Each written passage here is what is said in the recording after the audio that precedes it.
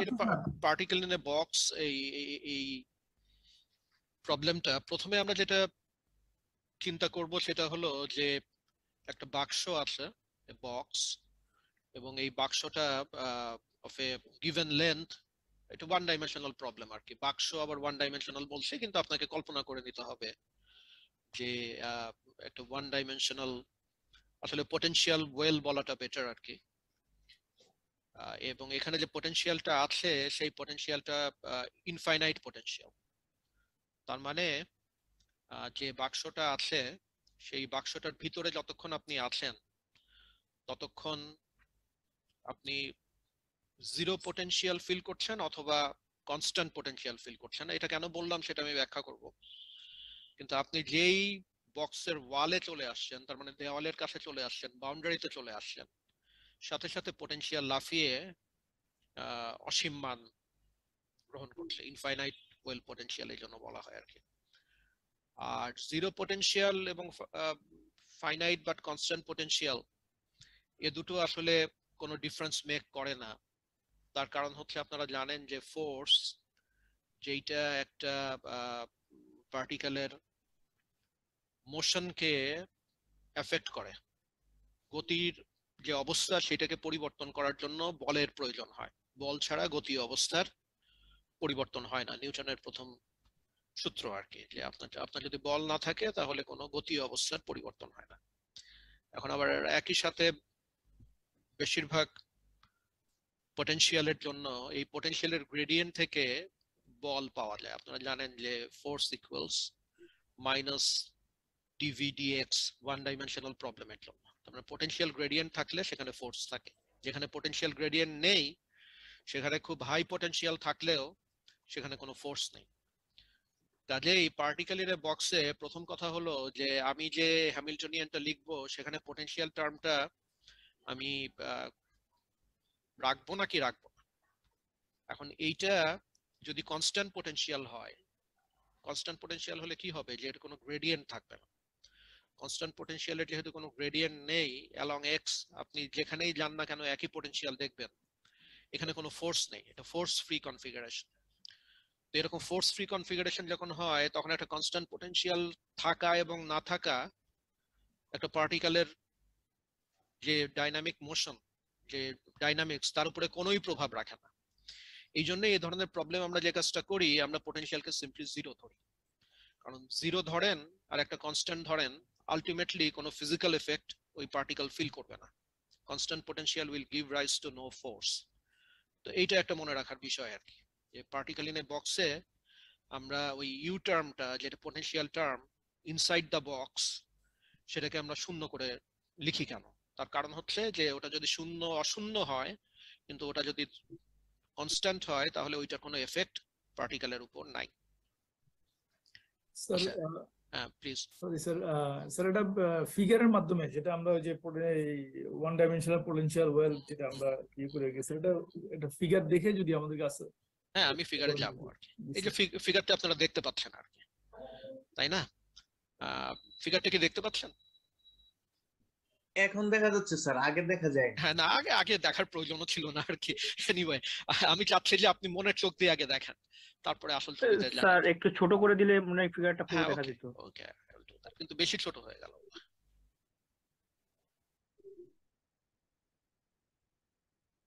দেখতে পাচ্ছেন তো, তাই না? হ্যাঁ, জিরো থেকে এল এর ভিতরে এটাই হচ্ছে আমার বাক্স। বাক্সর লেন্থ হচ্ছে জিরো থেকে এল, এবং এখানে যেটা আছে সেটা হচ্ছে এই যে বাক্সের একটা বাউন্ডারি হলো জিরোতে, যেখানে পটেনশিয়াল হলো ইনফিনিটি, আর একটা বাউন্ডারি হলো এল এ, যেখানেও পটেনশিয়াল হলো ইনফিনিটি। কিন্তু বাক্সের ভিতরে কোনো পটেনশিয়াল নেই, বাক্সের ভিতরে পটেনশিয়াল হলো জিরো। তাহলে এইরকম একটা সিচুয়েশনে আপনি যদি শ্রোডিঙ্গার ইকুয়েশন লেখেন, যেটা আপনারা দেখতে পাচ্ছেন স্ক্রিনে, এটা হলো শ্রোডিঙ্গার ইকুয়েশন। দেখেন এখানে কোনো পটেনশিয়াল টার্ম নেই, এখানে কোনো পটেনশিয়াল টার্ম নেই, শুধুমাত্র পার্টিকেলের যেটা আছে সেটা হলো কাইনেটিক এনার্জি।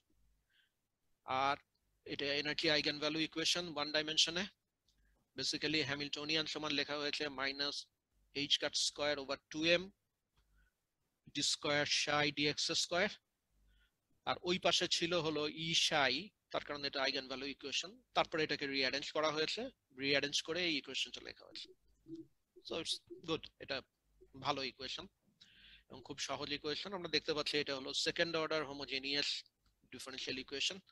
এখানে পার্শিয়াল ডেরিভেটিভের কোনো ব্যাপার নাই, কারণ আমার পুরো প্রবলেমটা হলো ওয়ান ডাইমেনশনাল প্রবলেম। তো এই হচ্ছে আমার ইকুয়েশন, এবং এই ইকুয়েশনের যে সলিউশন কি হবে এটা ইভেন ডিফারেনশিয়াল ইকুয়েশন সলভ না করেই বলা যায় এটার সলিউশন হবে হলো সাইনোসয়েডাল সলিউশন। এটার চেহারা হচ্ছে একেবারে ওই যে আপনার সিম্পল হারমোনিক অসিলেশনের জন্য যে ইকুয়েশন সেটার চেহারার মতো। ওখানে এক্স এর জায়গায় টি ছিল, ওইটুকুই যা পার্থক্য আর কি। তো এটার সলিউশন তাহলে জেনারেল সলিউশনের মধ্যে সাইন টার্মও থাকে, কোসাইন টার্মও থাকে, এবং সেই সলিউশনটাতে আমরা চলে যাব। ডিফারেনশিয়াল ইকুয়েশন আমরা যখন একটু ভালো করে বুঝবো তখন এই সমস্ত ডিফারেনশিয়াল ইকুয়েশনের সলিউশন কি হবে এটা আসলে দেখেই বোঝা যায় আর কি। এবং এই সলিউশনটাই এখন আপনারা দেখতে পাচ্ছেন যে দুটো টার্ম আছে, একটা হলো সাইন টার্ম, একটা হলো কোসাইন টার্ম। এই প্রবলেমটার বিশেষ গুরুত্ব এই জায়গায় যে এইখান থেকে আমরা বাউন্ডারি কন্ডিশন অ্যাপ্লাই করা শিখি। আমরা বাউন্ডারি কন্ডিশন অ্যাপ্লাই করা শিখি, যে বাউন্ডারি কন্ডিশন কি কথা বলে। এখন দেখেন যে জেনারেল সলিউশনের ভিতরে দুটো কনস্ট্যান্ট আছে, একটা হলো এ, একটা হলো বি, আর বাকি যে প্যারামিটার গুলো আছে সেগুলো তো আমার প্রবলেম নিজেই দিয়ে দিয়েছে। এম আছে, পার্টিকুলার মাস, এনার্জি আইগেন ভ্যালু ই আছে, এইচ কাট তো আমার ইকুয়েশনের ভিতরে ছিল, আর ভ্যারিয়েবল হলো এক্স। নতুন যে দুটো কনস্ট্যান্ট এসছে এ এবং বি, এটা এসছে সেকেন্ড অর্ডার ডিফারেনশিয়াল ইকুয়েশনের জেনারেল সলিউশন লিখতে গেলে যে কোএফিসিয়েন্ট গুলো আনতে হয় সেই কোএফিসিয়েন্ট গুলোর জন্য আর কি। এবং এই কোএফিসিয়েন্ট গুলো এভালুয়েট করার একমাত্র উপায় হলো আমাকে বাউন্ডারি কন্ডিশন অ্যাপ্লাই করতে হবে। আপনার বাউন্ডারি কন্ডিশন জানা না থাকলে এগুলো বের করা যাবে না। এখন একটা জিনিস খুব ভালো করে খেয়াল করার বিষয়, যে এই সমস্ত প্রবলেম গুলো যখন আমরা সলভ করব ছাত্রদের সামনে, তখন এটা যেন টোটালি ম্যাথমেটিক্যাল এবং যান্ত্রিক না হয়ে যায়, তারা যেন বুঝতে পারে যে আসলে ঘটনাটা কি। ঘটনাটা হলো যে আমি দেখতে পাচ্ছি যে ওয়েভ লাইক সলিউশন পাওয়া যাচ্ছে ফর দ্য ওয়েভ ফাংশন, একটা সাইন টার্ম, একটা কোসাইন টার্ম, এবং দুটো টার্মের একটার সাথে এ আছে, একটার সাথে বি আছে। আপনি যদি ইনফাইনাইট ওয়েলের ভিতরে একটা পার্টিকেলকে আটকে রাখেন, ইনফাইনাইট ওয়েলের অর্থটা কি? অর্থটা হচ্ছে যে পার্টিকেলটা আটকা পড়ে আছে, তার কোনো অবস্থাতেই বাইরে বেরিয়ে যাওয়ার কোনো সুযোগ নেই। কারণ বাইরে বের হতে গেলে কোনো ফাইনাইট এনার্জি নিয়ে বাইরে বের হওয়ার তো কোনো সুযোগই নেই। যেই দেওয়াল দিয়ে আটকানো হয়েছে সেই দেওয়ালের যে ব্যারিয়ার, সেই ব্যারিয়ার এনার্জি হলো অসীম।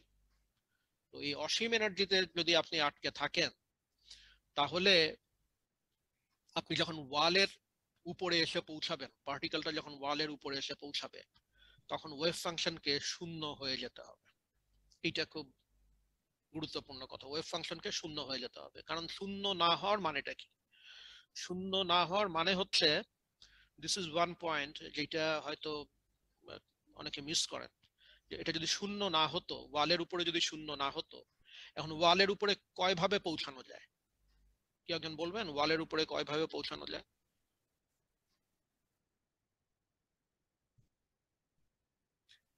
একটা ওয়ালের উপরে, এই যে এখানে যে ওয়ালটা আছে, এই ওয়ালটার থিকনেস কত?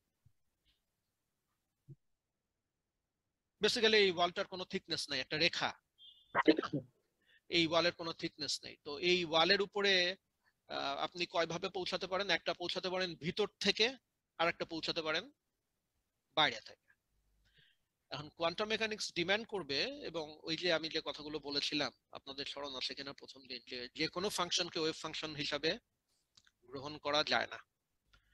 ওয়েভ ফাংশনকে গ্রহণ করতে গেলে তার ডেরিভেটিভের শর্ত আছে, ফার্স্ট ডেরিভেটিভ থাকতে হবে, সেকেন্ড ডেরিভেটিভ এক্সিস্ট করতে হবে, ওয়েভ ফাংশনটাকে স্কয়ার ইন্টিগ্রেবল হতে হবে, ইত্যাদি ইত্যাদি। আর একটা ইয়ে হলো যে কোন একটা বাউন্ডারিতে আপনি ভিতর থেকে পৌঁছালে যে ভ্যালু পাবেন, বাইরে থেকে পৌঁছালেও ঠিক সেই একই ভ্যালু পেতে হবে, কারণ আপনি একই পয়েন্টে পৌঁছাচ্ছেন, একবার ভিতর থেকে একবার বাইরে থেকে, পয়েন্টে কিন্তু একই পয়েন্টে পৌঁছাচ্ছেন। এবং আমি কি বলেছিলাম? আমি বলেছিলাম যে wave function has to be single valued, তার মানে একই পয়েন্টে এটা দুটো ভ্যালু থাকতে পারবে না। তাহলে মজার ব্যাপারটা দেখেন যে আপনি ভিতর থেকে যখন বাইরে যাচ্ছেন তখন ওয়ালের উপরে যদি আপনার ওয়েভ ফাংশনের ভ্যালু নন জিরো হয় মানে ফাইনাইট হয়, তাহলে ভিতর থেকে ফাইনাইট হওয়ার অর্থ হলো বাইরে থেকে আসলে ওইখানে ফাইনাইট। ওই একই পয়েন্টে ভিতর থেকে পৌঁছে যদি আপনি দেখেন যে ওয়েভ ফাংশন জিরো হয়নি, তাহলে ওই পয়েন্টে যখন বাইরে থেকে এসে পৌঁছাবেন তখনও ওয়েভ ফাংশন জিরো হতে পারবে না। এর মানেটা কি দাঁড়ায়?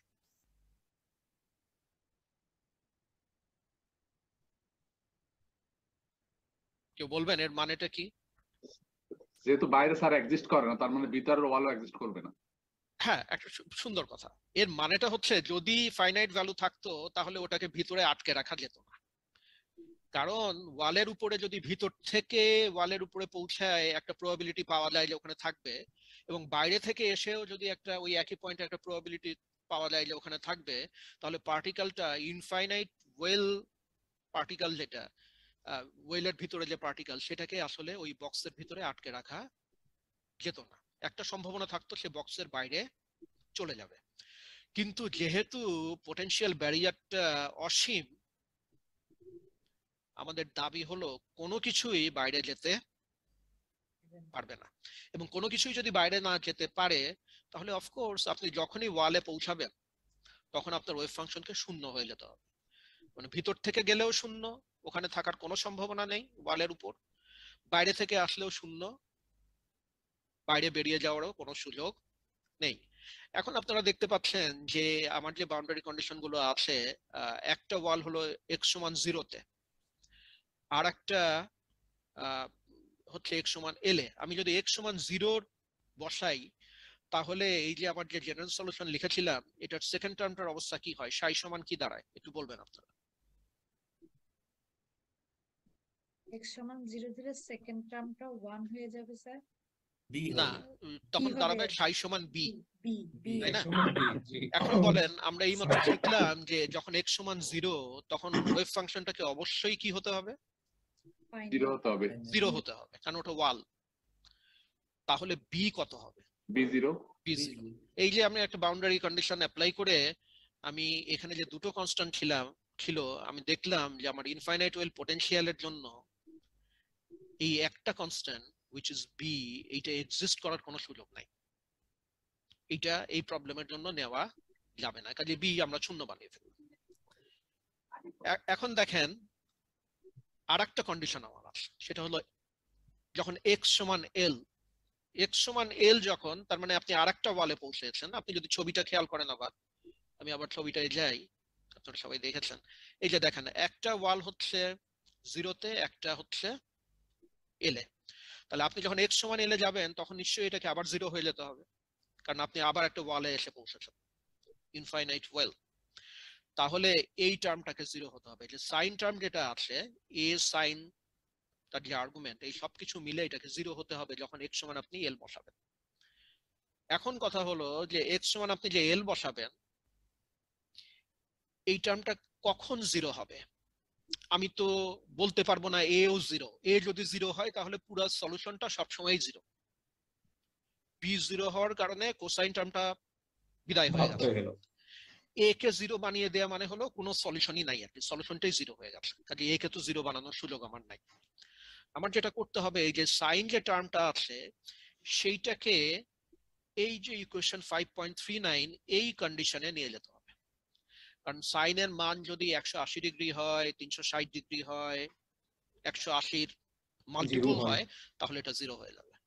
তার মানে হলো square root of 2m e তার নিচে হলো h কাট, এটাকে যদি l দিয়ে গুণ করি, তার মানে ওয়ালের উপরে যদি আমি দেখি তাহলে এই ভ্যালুটা সবসময় n পাই হতে হবে, তাছাড়া এটাকে জিরো বানানো যাবে না। ঠিক আছে, তাছাড়া এটাকে জিরো বানানো যাবে না। এখন তাহলে দেখা যাচ্ছে যে এইটাকে যদি একটু ম্যানিপুলেট করি তাহলে কিন্তু এই যে n এর ভ্যালু ইন্টিজার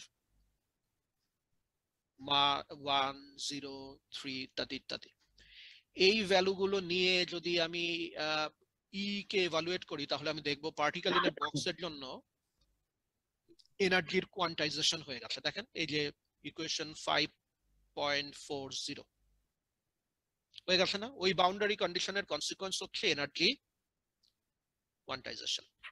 বাউন্ডারি কন্ডিশন আমরা প্রয়োগ করেছি এবং সেটা থেকে আমরা এনার্জি কোয়ান্টাইজেশন পেয়ে গেছি। তাহলে কোয়ান্টাম মেকানিক্স যে এই পার্টিকেল ইন এ বক্সের ক্ষেত্রে এনার্জিকে কোয়ান্টাইজ করেছে সেটা কিভাবে করেছে? বাউন্ডারি কন্ডিশন থেকে। বাউন্ডারি কন্ডিশন বলে দিয়েছে যে energy has to be quantized. কেন? তার কারণ যে ওয়েভটা আপনি ফিট করবেন ভিতরে, সেই ওয়েভকে 0 এবং L এ যে ভ্যানিশ হতে হবে। যে কোনো ওয়েভকে আপনি এই বক্সের ভিতরে ফিট করতে পারবেন না।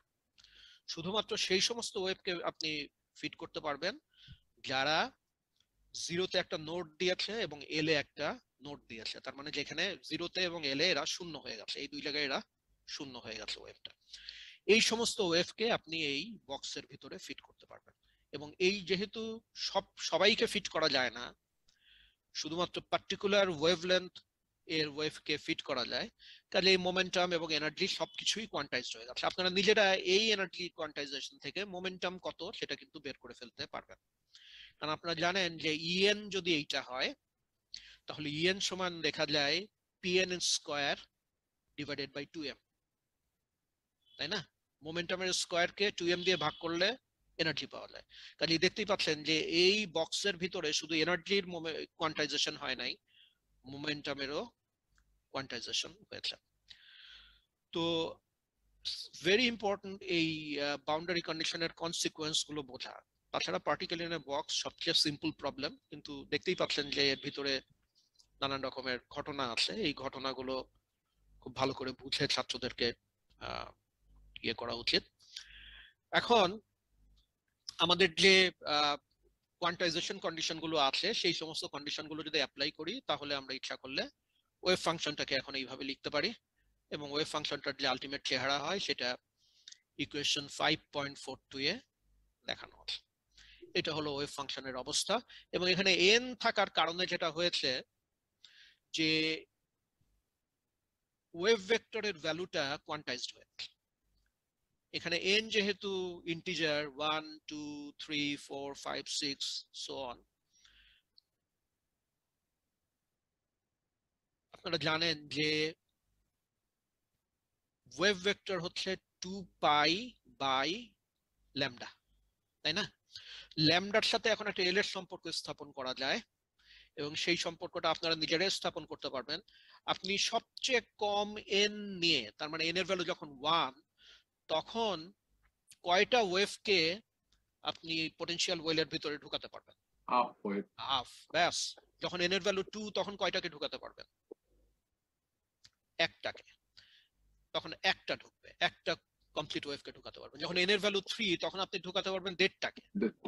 আর যখন n এর ভ্যালু 4 তখন আপনি ঢুকাতে পারবেন 2টাকে।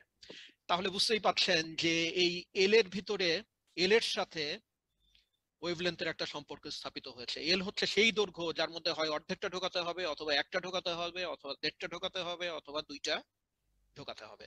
অর্ধেকটার কথা কেন আসে? কারণ অর্ধেকটা ঢোকালে এই প্রান্তেও একটা শূন্য পাওয়া যায়, ওই প্রান্তেও একটা শূন্য পাওয়া যায়, তাই না? একটা ঢুকালে তো অবশ্যই দুই প্রান্তে শূন্য পাওয়া যাবে, 1.5টা ঢুকালেও দুই প্রান্তে শূন্য পাওয়া যাবে, 2টা ঢুকালেও দুই প্রান্তে শূন্য পাওয়া যাবে।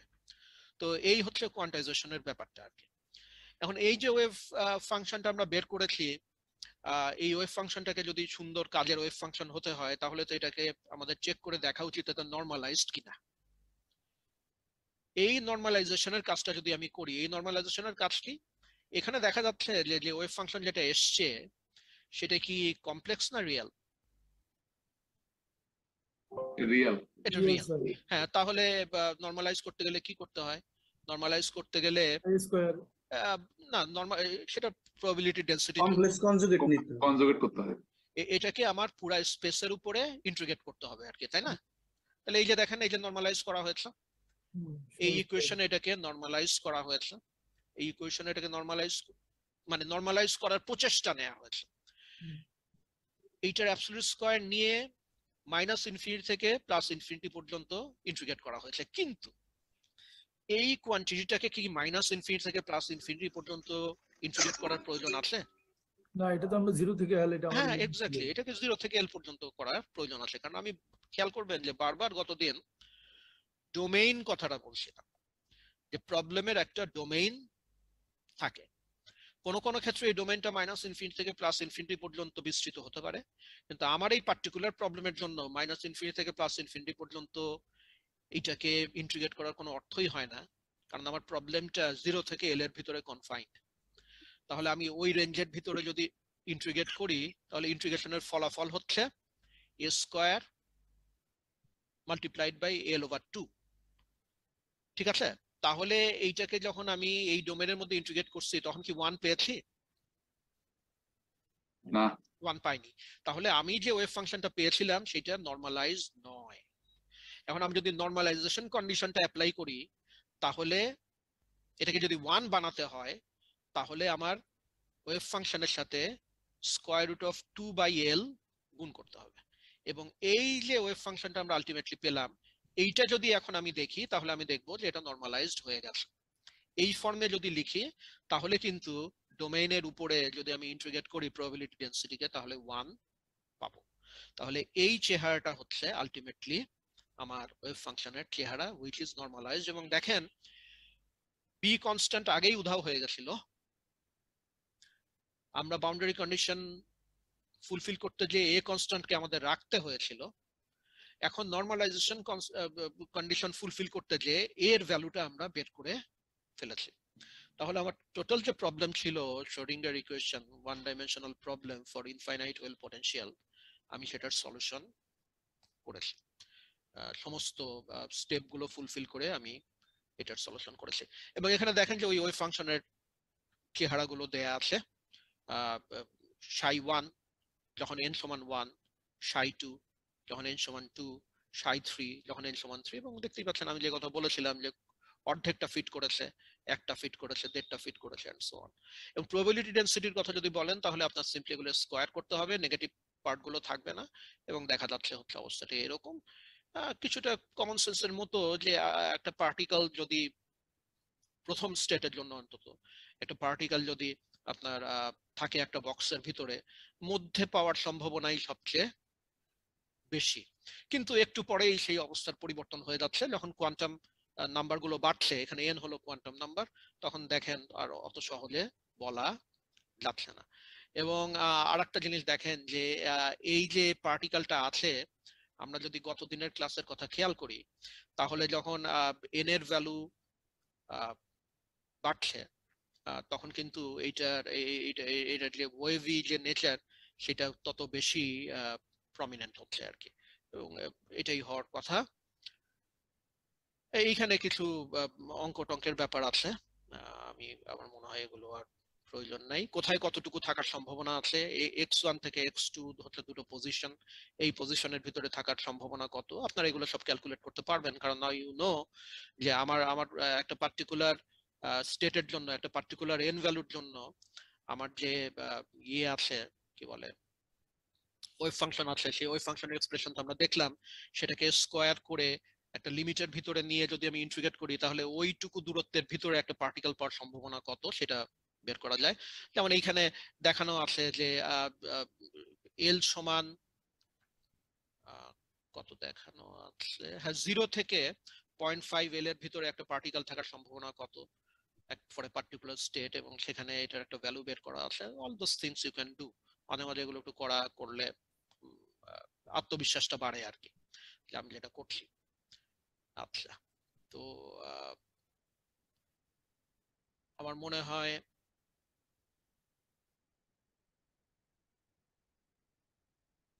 এখানে আরেকটা ইন্টারেস্টিং জিনিস আছে।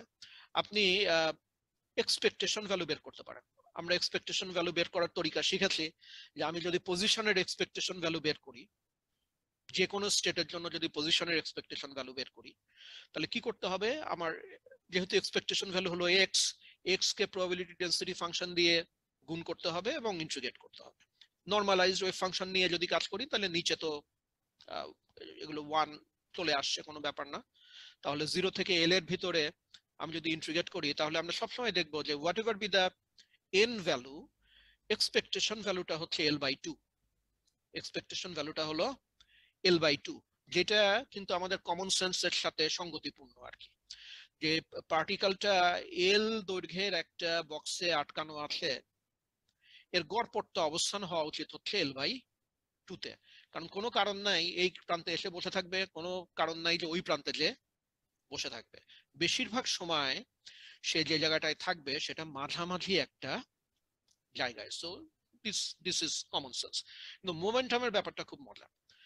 আপনারা কি বলতে পারবেন যে পার্টিকেল ইন এ বক্সে, মানে কমন সেন্স থেকে, what ever be the state, expectation value of momentum কি হবে?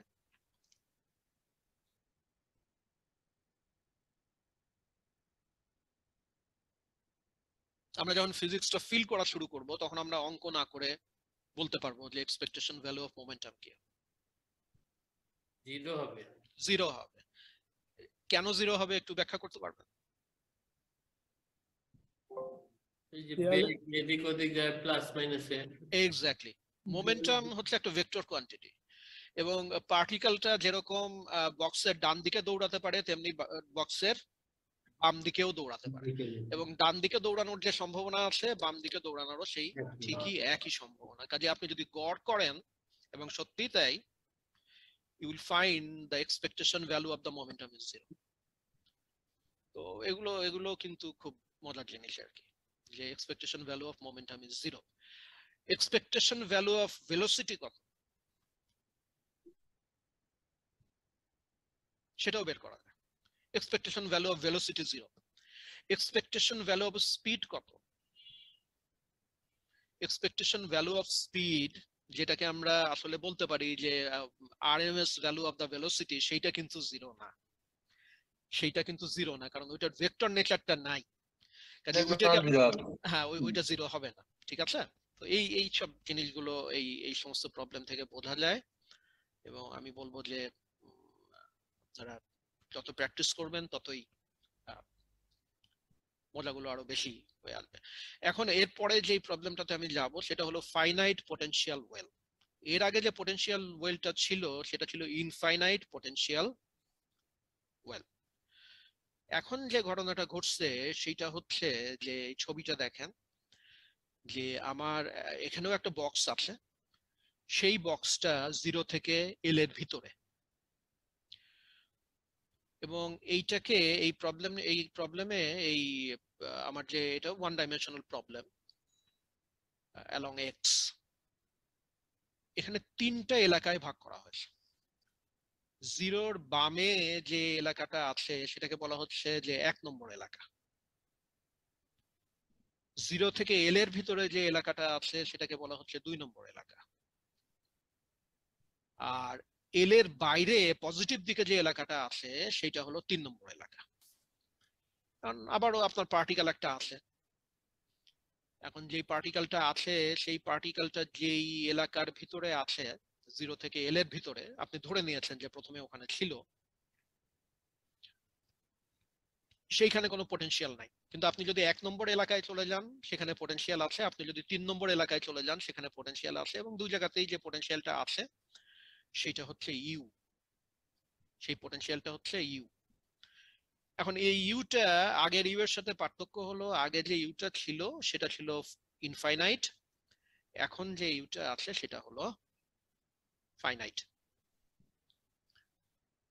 তাহলে আপনি যদি শ্রোডিঙ্গার ইকুয়েশন লিখতে চান, আপনি যেহেতু 3টা রিজনের জন্য ইকুয়েশনটা দেখবেন, 1-এ কি আচরণ, 2-এ কি আচরণ, 3-এ কি আচরণ, তাহলে জেনারেলি যখন লিখবেন তখন ইউ কে আপনি বাদ দেবেন না, কারণ কোনো জায়গাতে ইউ আছে কোনো জায়গাতে ইউ নাই। ইনফাইনাইট হওয়ার সুবিধা কি ছিল, যে ওইটাকে আমি যেহেতু কোনো অবস্থাতেই ওই বক্সের বাইরে যাবে না, যে বক্সের বাইরে আমার কোনো রকম হিসাব করার প্রয়োজন পড়েনি। কিন্তু এখন আপনার বক্সের বাইরে হিসাব করার প্রয়োজন আছে, এটি ইনফাইনাইট না। স্যার এখানে ইউটা পটেনশিয়াল এনার্জি শূন্য হওয়ার কারণ কি বলেন? এটা আমি ধরে নিচ্ছি শূন্য, আর কিছু না। আমরা অঙ্ক করব, আমরা ওইভাবে অঙ্ক করব। আমি যদি এখন স্পেস ডিপেন্ডেন্ট পটেনশিয়াল ধরতাম তাহলে এটা একটা অসম্ভব জটিল প্রবলেমে পরিণত হতো, অসম্ভব জটিল প্রবলেমে পরিণত হতো। কারণ আপনারা জানেন যে আপনি যদি কুলম্ব পটেনশিয়ালের মতো একটা পটেনশিয়ালের ভিতরে একটা পার্টিকেলকে ফেলে দেন, তাহলে কোয়ান্টাম মেকানিক্যালি ওইটার সলিউশন করা মানে অত্যন্ত জটিল ক্যালকুলেশনে যেতে হবে আর কি। এই প্রবলেমগুলোকে সিলেক্ট করার কারণটা, এর পিছনে যে রেশনাল আছে সেটা একটু বোঝা দরকার। সেটা হচ্ছে যে এই প্রবলেম গুলো কোয়ান্টাম মেকানিক্স এর বহু ঘটনা, যেমন এর আগের প্রবলেম থেকে আমরা কি শিখলাম, it's not about a particular problem. এর আগের প্রবলেম থেকে আমরা শিখেছি যে বাউন্ডারি কন্ডিশন থেকে কি করে জেনারেল সলিউশনে আসা যায়, কি করে একটা ওয়েভ ফাংশনকে নরমালাইজ করা যায়, কোয়ান্টাইজেশন কোন জায়গা থেকে আসে, কোয়ান্টাইজেশনের কনসিকোয়েন্স গুলো কি কি, কি করে একটা ওয়েভ ফাংশন থেকে এক্সপেকটেশন ভ্যালু বিভিন্ন প্যারামিটারে বের করতে হয়, এই সমস্ত জিনিসগুলো শিখেছি। কাজেই আমি আপনাদের অনুরোধ করব যে ছাত্রকে শুধু ওই প্রবলেমের উপরে এমফাসিসটা দেবেন না, যে তুমি এই পোটেনশিয়াল কি বলে ইনফাইনাইট পোটেনশিয়াল প্রবলেমটা সলভ করতে পারো না। এর ভিতরে বহু লেসন আছে, সেই লেসন গুলো যেন সে ধরতে পারে, তাহলে সে কোয়ান্টাম মেকানিক্স শিখবে আর কি। যেমন এই প্রবলেমটার ভিতরে বহু লেসন আছে, সেই লেসন গুলো যদি আমরা ধরতে পারি তাহলে কোয়ান্টাম মেকানিক্স শেখা হবে। লেসন গুলো আমার একটা জিনিস জানা হচ্ছে যে আমি যে স্কয়ার পটেনশিয়াল ওয়েলটা, এটাকে যদি আমরা ভিজুয়ালাইজ করি জিনিসটা স্যার আসলে কেমন হবে স্যার? আপনি এটা তো ওয়ান ডাইমেনশনাল, আপনি একটা জুতার বাক্সের ভিতরে একটা মার্বেল রেখে দেন,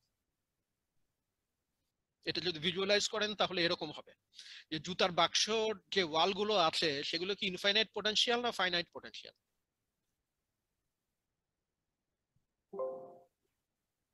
ওয়ালগুলো তো স্যার ইনফাইনাইট না, জুতার না, বাক্সের যে finite, ওয়াল আছে এগুলো ফাইনাইট finite, পোটেনশিয়াল। finite. আপনি মার্বেলটাকে খুব আচ্ছা করে নাচানাচি করান, ও বাইরে বের হয়ে চলে আসবে, ঠিক আছে, ঝাঁকাঝাঁকি করেন ও বাইরে বের হয়ে চলে আসবে। কিন্তু জুতার বাক্সের যে ওয়াল গুলো আছে, এই ওয়াল গুলো যদি সেই আসমান ছোঁয়া ওয়াল হতো বা তারও উপরে, তাহলে আমরা বলতাম যে এটা ইনফাইনাইট পোটেনশিয়াল, যে যতই আপনি মার্বেল ঝাঁকাঝাঁকি করেন না কেন ওই মার্বেল ওই জুতার বাক্স থেকে বেরোবে না আর কি।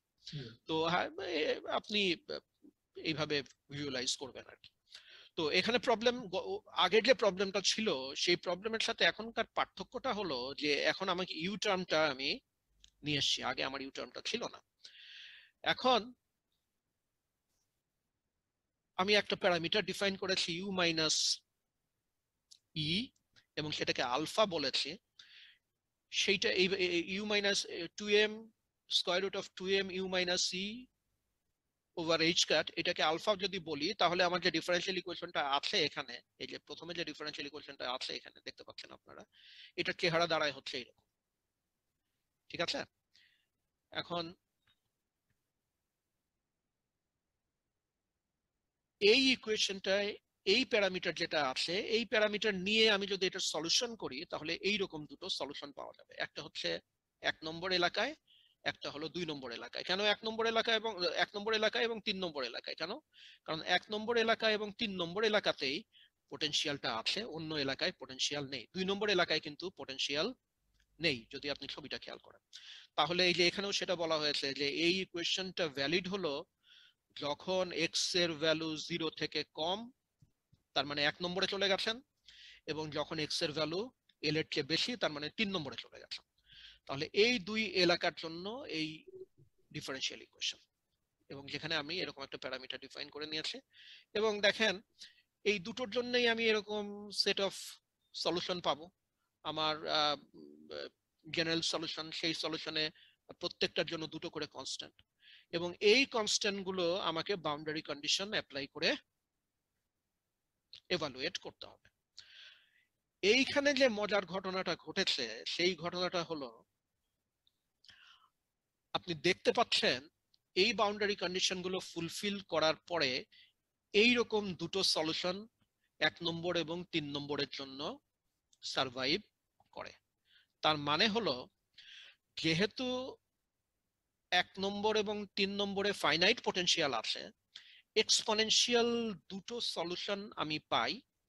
এর মধ্যে 1 নম্বরের জন্য এখানে এক্সপোনেনশিয়ালটা পজিটিভ দেখাচ্ছে, কিন্তু আসলে পজিটিভ না, কারণ আপনি যদি খেয়াল করেন 1 নম্বর রিজনে কিন্তু এক্স এর ভ্যালু সবসময় নেগেটিভ, এবং 3 নম্বর রিজনে এক্স এর ভ্যালু হলো পজিটিভ, কাজে এটা নেগেটিভ এক্সপোনেনশিয়াল বোঝাই যাচ্ছে, কিন্তু আপনাকে বুঝতে হবে এটাও হলো নেগেটিভ এক্সপোনেনশিয়াল। এখন আমি আপনাদের একটা প্রশ্ন করব যে কেন দুটো সলিউশনকেই নেগেটিভ এক্সপোনেনশিয়াল হতে হলো, কেন পজিটিভ এক্সপোনেনশিয়াল সলিউশন গুলো আমরা নিইনি?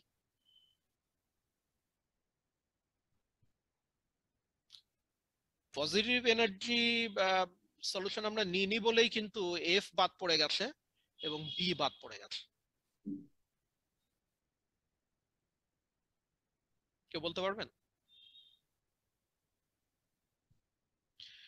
আমরা খেয়াল করি এর স্যার আগে, এক্সপোনেনশিয়াল পজিটিভ দিলে তো সেটা ইনফিনিটি দিকে চলে যাবে। হ্যাঁ এক্স্যাক্টলি, আপনি যদি এক্সপোনেনশিয়াল পজিটিভ টার্মগুলোকে পারমিট করতেন তাহলে যত এক্স বাড়তো তত ওয়েভ ফাংশন কি হতো? ইনফিনিটি। ইনফিনিটি হতো না, এক্সপোনেনশিয়ালি ওয়েভ ফাংশন বাড়তে থাকতো। ঠিক আছে, এক্সপোনেনশিয়ালি ওয়েভ ফাংশন বাড়তে থাকতো এবং ইনফিনিটিতে গেলে ইনফিনিটি হয়ে যেত। এখন কথা হলো এইটা কি আপনাকে কমন সেন্স বলে যে একটা দুই দিকে পটেনশিয়ালের ভিতরে আপনার একটা মার্বেল আছে, ইলেকট্রন আছে, হোয়াটএভার, আপনি এই মার্বেলটাকে কোথায় পাওয়ার সম্ভাবনা সবচেয়ে বেশি বলে মনে করেন? বাক্সের ভিতরে। কোয়ান্টাম মেকানিক্স এটাকে বাক্সের বাইরেও যেতে দেয়, কিন্তু বাক্স থেকে যতই দূরে চলে যাবেন এটাকে পাওয়ার সম্ভাবনা এক্সপোনেনশিয়ালি বাড়তে থাকবে। এটা কি বাস্তবতাকে রিপ্রেজেন্ট করে? না স্যার কম। করে না, করে না। কারণ কথাটা হলো বাক্স থেকে যতই দূরে যাবেন ততই বরং একে পাওয়ার সম্ভাবনা কমে যাবে, বাড়তে তো পারে না। কাজেই আপনি পজিটিভ এক্সপোনেনশিয়ালকে পারমিট করতে পারবেন না। পজিটিভ এক্সপোনেনশিয়ালকে যদি পারমিট করেন তাহলে একেবারে একটা অবাস্তব ঘটনা হবে যে আপনি পকেটে 10 টাকা রেখে দিয়েছেন, আপনার পকেট থেকে যতই দূরে যাওয়া যাবে ততই 10 টাকা পাওয়ার সম্ভাবনা বাড়তে থাকবে, which cannot happen। এবং এটাকে কি বলে, ওয়েভ ফাংশন ডাইভার্জ করে এবং সেখানে সমস্যা আছে। কিন্তু নেগেটিভ এক্সপোনেন্ট আমি নিতে পারবো। নেগেটিভ এক্সপোনেন্ট নিতে পারবো কেন? কারণ এটা ঠিক যে আমি যতই দূরে যাব ততই সম্ভাবনা এক্সপোনেনশিয়ালি কমে যাবে। and that's what is happening here। এই ইকুয়েশন 5.57 এবং 5.58 এ ঠিক একই ঘটনা ঘটছে, দুটোই নেগেটিভ এক্সপোনেন্ট। তো দেখতেই পাচ্ছেন যে এই বাউন্ডারি কন্ডিশন গুলো যখন আমরা অ্যাপ্লাই করব তখন কিন্তু অনেক কিছু আমার মাথার ভিতরে রাখতে হবে। এখন কথা হলো এই যে 5.57 এবং 5.58 যেটা 1 নম্বর এবং 3 নম্বর এলাকার জন্য প্রযোজ্য, সেটা তো x সমান 0 1 নম্বরের জন্য এবং x সমান l 3 নম্বরের জন্য। সেখানে এটা একটা করে ভ্যালু দিবে। সেটা কি এখানে 0 হয়ে যায়? যখন x সমান 0 তখন 1 নম্বর কি বলে 1 নম্বর এলাকায় আপনি কি পাবেন? ψ1 সমান কত? ψ1 সমান আপনি পাবেন c, তাই না? 5.57। আর 3 নম্বর এলাকা যখন আপনি এল এর বাইরে, এল থেকে যখন আপনি এল এ চলে আসবেন তখন ψ3 সমান কত হবে? ওইটাই হবে জি g এক্সপোনেনশিয়াল মাইনাস -a এ, ওটা ল্যামডা আর কি, এ এ এ এল, তাই না? তার মানে দুটোর কোনোটাই 0 না, ঠিক কি না? জিরো না। দুটোর কোনোটাই 0 না। একটা হলো c, একটা হলো g এক্সপোনেনশিয়াল মাইনাস এল এ। এইটা আপনাকে কি বলছে বলেন তো? এইটা বলছে যে পার্টিকেলটাকে বাইরে পাওয়ার সম্ভাবনা আছে, যদিও একটা বাক্সের মধ্যে আটকে রেখেছে কিন্তু তার বাইরে চলে যাওয়ার সম্ভাবনা আছে।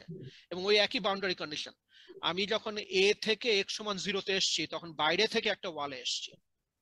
আমি যখন x এর বড় ভ্যালু থেকে এলে এসেছি তখনও কিন্তু বাইরে থেকে বাক্সের আরেকটা ওয়ালে এসে পৌঁছেছি।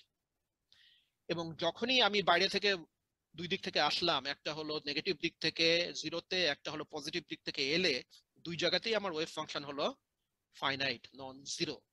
তাহলে ভিতরের যে এলাকাটা আছে যেখানে কোনো পোটেনশিয়াল নাই, সেই পোটেনশিয়াল না থাকার এলাকার যে সলিউশন, একটু আগেই আমরা ওই সলিউশন করেছি যেখানে কোনো পোটেনশিয়াল ছিল না, এবং সেই সলিউশনটাই 5.59 এ লেখা আছে।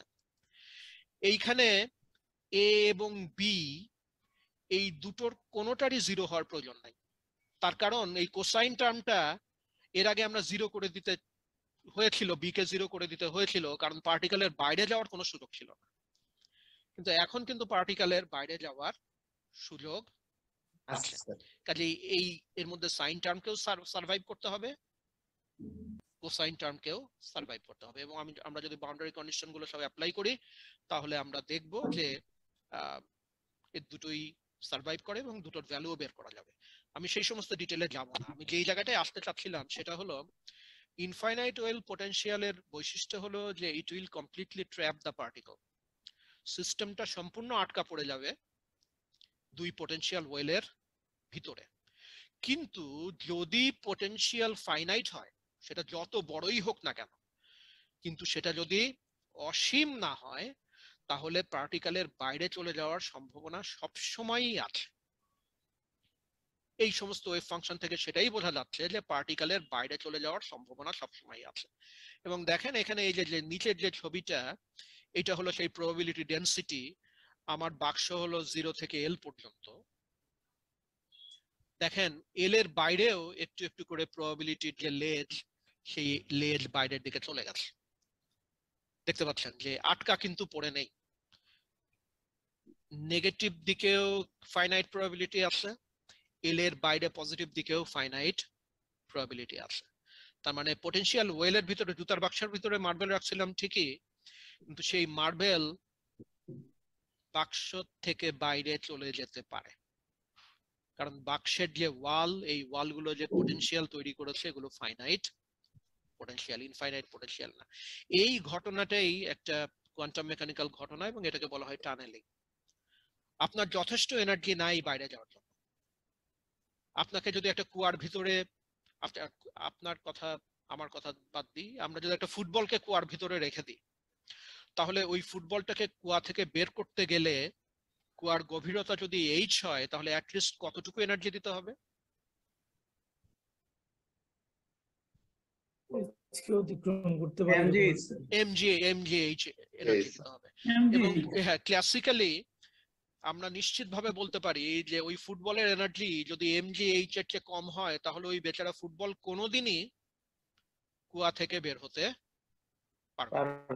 কিন্তু কোয়ান্টাম মেকানিক্স বলছে কুয়াটা যদি পটেনশিয়াল ওয়েল হয় আর আমার ফুটবলটা যদি একটা ইলেকট্রন হয়, তাহলে এই কুয়ার গভীরতা, এই ওয়েলের গভীরতা যদি ফাইনাইট হয়, তাহলে সবসময় একটা সম্ভাবনা আছে আমার ইলেকট্রনটা ওই ওয়েল থেকে বাইরে বেরিয়ে যাবে।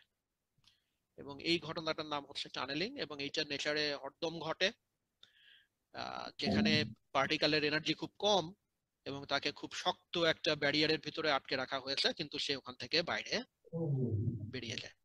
এটা কোয়ান্টাম মেকানিক্যাল টানেলিং। এবং এখানে খেয়াল করলে দেখতে পাবেন এই যে বাইরের দিকে বের হয়ে যাওয়ার জন্য যে লেজ, যত আমার ওয়েভ ফাংশন গুলোর কোয়ান্টাম নাম্বার বাড়ছে তত এই লেজের পার্ট গুলো শক্তিশালী হচ্ছে, এবং সেটাই হওয়া উচিত।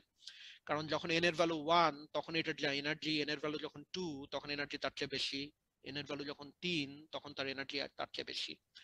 এনার্জি বেশি থাকলে বেরিয়ে যাওয়ার সম্ভাবনাটাও বাড়ে, কিন্তু বেরিয়ে যেতে গেলে ক্লাসিক্যালি যতখানি এনার্জি প্রয়োজন ততখানি এনার্জি ছাড়াই আপনি বেরিয়ে যেতে পারবেন। নেচারে আমি যেটা বললাম যে এর অনেক উদাহরণ আছে।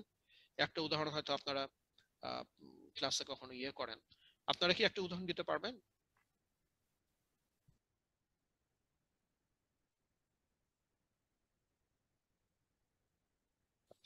যেমন যখন আমরা আলফা ডিকের কথা বলি, আপনারা সবাই জানেন নিউক্লিয়ার ফিজিক্সে স্যার আছে কোন বিষয়ে স্যার?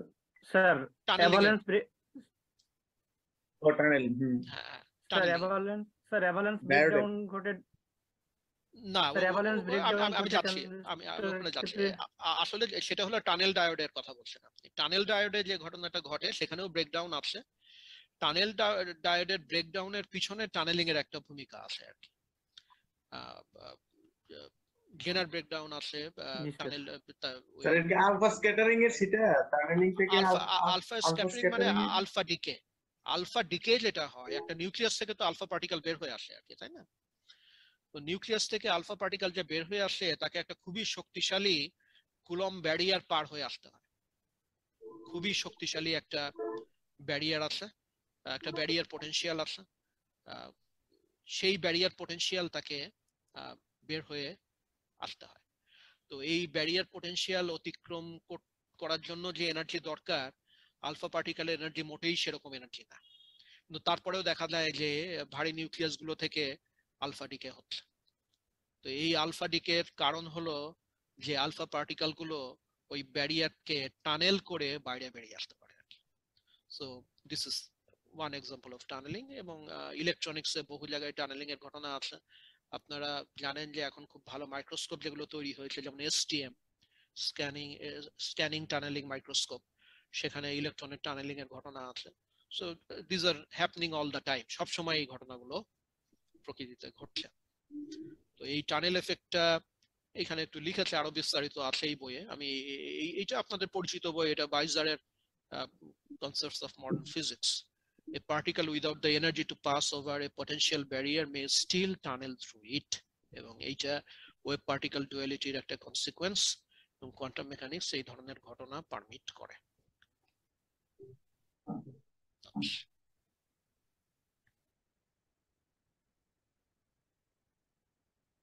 স্যার আর কোনো উদাহরণ কি আছে স্যার? অহরহ এই ঘটনা স্যার, ঘটছে, অহরহ এই ঘটনা ঘটছে, আমার আপনার চারিপাশে এই টানেলিং এর ঘটনা ঘটছে আর কি। আপনি যেখানেই কল্পনা করতে পারেন যে পোটেনশিয়াল ইনফাইনাইট না, এবং আসলে কোন রিয়েল সিচুয়েশনেই কি পোটেনশিয়াল ইনফাইনাইট, বরং ইনফাইনাইট পোটেনশিয়াল হলো একটা এক্সেপশন। ইনফাইনাইট পোটেনশিয়াল হচ্ছে একটা আইডিয়ালাইজেশন। নেচারে যে পোটেনশিয়াল গুলো আছে সেগুলো সবই তো আসলে ফাইনাইট পোটেনশিয়াল, এবং এই ফাইনাইট পোটেনশিয়ালের ভিতরে যারাই আছে তাদেরই একটা টানেলিং এর প্রবাবিলিটি আছে। ইনফ্যাক্ট আমার পকেটে যে কলমটা আছে এটাও আমার পকেট থেকে বের হয়ে অন্য কোথাও চলে যাওয়ার একটা প্রবাবিলিটি আছে, এবং you can calculate that probability.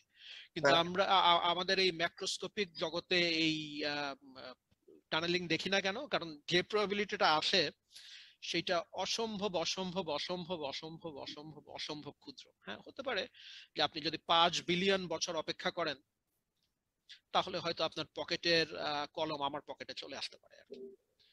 ঠিক আছে, কারণ প্রবাবিলিটিটা এতই লো আর কি। কিন্তু ওই যে সাব অ্যাটমিক যে ডোমেইন আছে সেখানে তো এগুলো এরকম না, এই ঘটনাগুলো সবসময় ঘটে আর কি। স্যার আমরা কি বলতে পারি যে কোনো রেডিয়েশনই টানেলিং এর মাধ্যমে না, হচ্ছে? সমস্ত রেডিয়েশনের জন্য টানেলিং এর প্রয়োজন নাই। টানেলিং এর কথাটা আমরা তখনই বলবো যখন একটা পোটেনশিয়াল ব্যারিয়ার আছে এবং আপনার এতখানি এনার্জি নাই ক্লাসিক্যালি ওই পোটেনশিয়াল ব্যারিয়ারকে অতিক্রম করার। আপনার নাই, ক্লাসিক্যালি নাই, কিন্তু কোয়ান্টাম মেকানিক্স তারপরেও আপনাকে এই সুযোগ দিচ্ছে যে ওখান থেকে বেরিয়ে যাওয়ার আর কি। স্যার এটা কি আরো সহজ উদাহরণ ইলেকট্রনিক্স এ যে আমরা হ্যাঁ বলেন। ইলেকট্রনিক্স এর মধ্যে যে এনার্জি ব্যারিয়ার ক্রস করে যাওয়ার যে এটা, এখানে কি ওইটা সবচেয়ে বেশি না, ভালো উদাহরণ? ওইখানে ইলেকট্রনিক্স যেটা আপনারা পড়েন, আপনি বোধহয় ডিপ্লিশন পটেনশিয়ালের কথা বলছেন আর কি। জি ওই যে স্যার, পিএন জাংশনে যেটা হয় সেখানে টানেলিং এর সামান্য ভূমিকা আছে, সামান্য ভূমিকা আছে। এখানে আমরা টানেলিং এর জন্য যে এক্সপ্রেশন আমি আপনাদের এখানে দেখাবো না, বইয়ে আছে, সেখানে দেখবেন যে ব্যারিয়ারের উইডথের সাথে সাথে টানেলিং এর ঘটনাটা এক্সপোনেনশিয়ালি ডিক্রিজ করে। এখন এই যে পোটেনশিয়াল ওয়েল গুলো আমরা তৈরি করেছিলাম, এখানে ব্যারিয়ারের উইডথ কত? ব্যারিয়ারের উইডথ তো আমরা আসলে কনসিডারই করিনি, তাই না? এখন তার মানে কি, সিম্পলি দুটো রেখা এঁকেছে, কিন্তু ব্যারিয়ার গুলোর যদি একটা থিকনেস থাকে তাহলে এই থিকনেস যত বাড়বে টানেলিং এক্সপোনেনশিয়ালি তত কমতে থাকবে। এখন ইলেকট্রনিক্সে যে ঘটনাটা ঘটে, আপনার ডিপ্লিশন লেয়ারের তো একটা উইডথ আছে, এই উইডথটা হলো of the order of micrometer বা তার চেয়েও কিছু কম, কিন্তু স্টিল কোয়ান্টাম মেকানিক্স এর জন্য ওই উইডথটা খুব বেশি, এবং ওই উইডথটা এত বেশি যে টানেলিং কম্পোনেন্টটা ভীষণভাবে কমে যায়। কাজে ওইখানে যে ঘটনাটা ঘটে সেটা ডিপ্লিশন লেয়ার তৈরি হওয়ার জন্য সেটা আসলে ডিফিউশন। এই ডিফিউশনটা আমরা টানেলিং বলি না, এটা অন্য জিনিস আর কি। ডিফিউশনের ফলে পি থেকে কিছু হোল এন এর দিকে চলে যায়, ডিফিউশনের ফলে এন থেকে কিছু হোল পি এর দিকে চলে যায়, এবং এর ফলেই কিন্তু ব্যারিয়ারটা তৈরি হয়। ব্যারিয়ার তৈরি হওয়ার প্রসেস হলো এইটা আর কি। কিন্তু আপনি একটা খুব ভালো প্রশ্ন করছেন, যদি আমি প্রচন্ড হেভিলি ডোপ করি, আপনারা হয়তো জানেন যে ডোপিং লেভেল আমি যত বাড়াবো ডিপ্লিশন লেয়ারের উইডথ তত কি হবে? কমে যাবে। আপনি যদি ডিপ্লিশন লেয়ারের উইডথ খুবই কমিয়ে দেন তখন কিন্তু টানেলিং কম্পোনেন্টটা শক্তিশালী হয়ে যাবে, এবং একই ঘটনা টানেল ডায়োড বা জেনার ডায়োডে ঘটে, সেখানে টানেলিং এর ব্যাপার আছে। কিন্তু অর্ডিনারি যে ডায়োড গুলো আছে তার ডিপ্লিশন লেয়ারের উইডথ এত বেশি যে সেখানে টানেলিং কম্পোনেন্টটা খুব বেশি কন্ট্রিবিউট করে না, এবং ওটা আমরা হিসাব থেকে বাদই দিই আর কি। তো আপনার প্রশ্ন খুব ভালো প্রশ্ন ছিল। প্রদীপ কুমার, আপনি কিছু বলতে যাচ্ছেন? স্যার আমরা একটা নতুন জগতে এখন অবস্থান করছি স্যার, মানে আমরা সেশনে স্যার, একটা নতুন জগৎ। তো এই জগৎটা স্যার আমরা যদি বাস্তবে কল্পনা করতে পারবো কিনা। আর স্যার ওই কলমের বিষয়টি, কলমটা যে বেরিয়ে যাবে, আপনার কলমটা আমার পকেটে চলে আসার সম্ভাবনা, এইটা যদি বলি তাহলে চারিদিক দিয়ে কি পিঠে পরে পড়তে থাকবে নাকি স্যার? সেইটা না, ভালোই বলেছেন। মাঝে মাঝে যে এই ধরনের ঘটনা একেবারে ঘটে না তা তো না, মাঝে মাঝে এই ধরনের ঘটনা ঘটে। তবে ওইটা তো আর টানেলিং না আর কি, তাই না? আমরা দেখি যে দুটো ঘটনাই ঘটে। ভুল করে অন্য পকেটে যেমন চলে যায়, তেমনি তার চেয়েও বেশি ঘটে আপনারা অফিস আদালতে অফিসে যান, তারপর নিজের কলমটা টেবিলের উপরে রেখে বাসায় চলে যান আর কি। কলম তো প্রচুর হারায় আর কি। তো হ্যাঁ, সেটা সেরকম একটা ব্যাপার তো হতেই পারে। ঘটনাটা ওইরকম স্যার, ঠিক আছে। জি জি জি, না ঠিক আছে। তো আমরা যেটা এখন পর্যন্ত দেখলাম সেটা হলো ফাইনাইট পোটেনশিয়াল এবং ইনফাইনাইট পোটেনশিয়ালের ভিতরে একটা মৌলিক পার্থক্য আছে। কি ঘটনা ঘটতে পারে এবং কি ঘটনা ঘটতে পারে না। আমি দেখতে পাচ্ছি জনাব বিশ্বজিৎ দাস, আপনি হাত তুলেছেন, যদি কিছু বলতেন। আপনাকে একটু একটা জিনিস জানতে চাচ্ছিলাম স্যার, হ্যাঁ যে প্লিজ।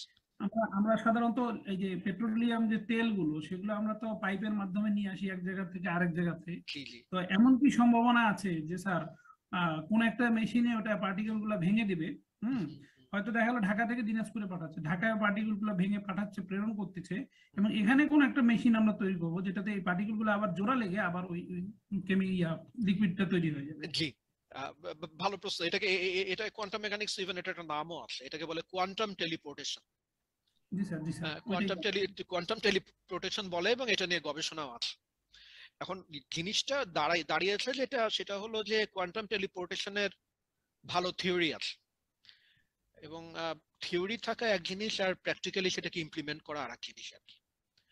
তো কোয়ান্টাম টেলিপোর্টেশনের যে ধ্যান ধারণাগুলো আছে সেগুলো এখনো একেবারে এলিমেন্টারি সাব অ্যাটমিক পার্টিকেলের জন্য কিছুটা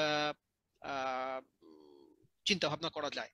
আপনার এই যে তেল, গ্যাস বা কোনো বস্তু, ম্যাক্রোস্কোপিক বডি, এটার ভিতরে এত বেশি ডিগ্রিজ অফ ফ্রিডম আছে যে এই সমস্ত ডিগ্রিজ অফ ফ্রিডম কনসিডার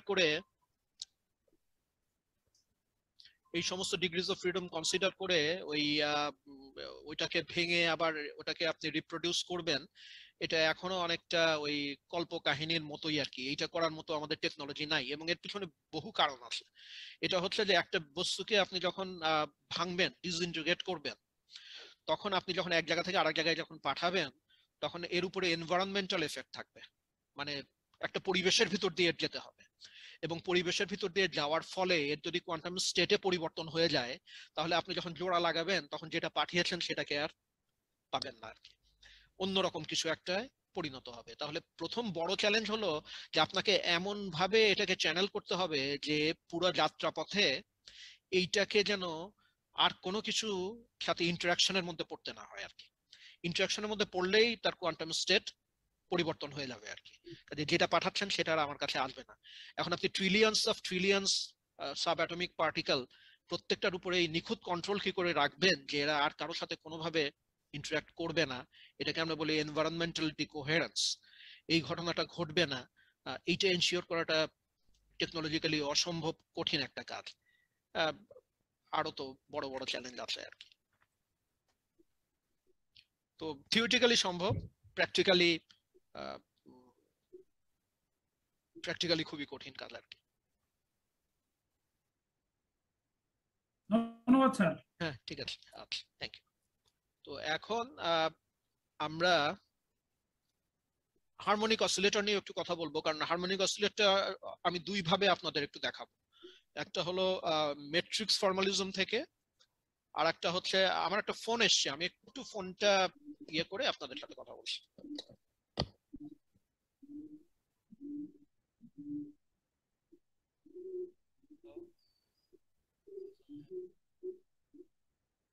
আমি তো আমার সাথে এখন কথা বলা খুব কঠিন হবে, আমি একটা ওই কলেজ শিক্ষকদের নিয়ে একটা মিটিং এ আছি।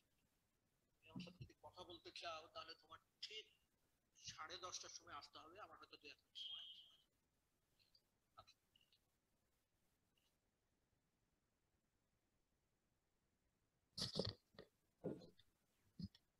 সরি ওই ইউনিভার্সিটিতে আসি তো একটু দু একটা জিনিস তো যেটা বলছিলাম যে আমি আপনাদের হারমোনিক অসিলেটর, আমার কথা কি শোনা যাচ্ছে?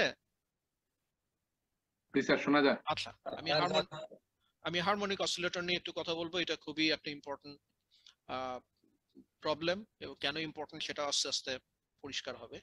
এখানে দেখতেই পাচ্ছেন যে এখানে একটা ফোর্স ল আছে যেটা হুকস ল, এবং এখান থেকে একটা এনার্জি টার্ম পাওয়া যায়, এবং সেই সমস্ত ওই যে এনার্জি হলো হাফ কে এক্স স্কোয়ার, আপনাদের সবার জানা আছে, এবং পোটেনশিয়ালটা চেহারা হচ্ছে এইরকম।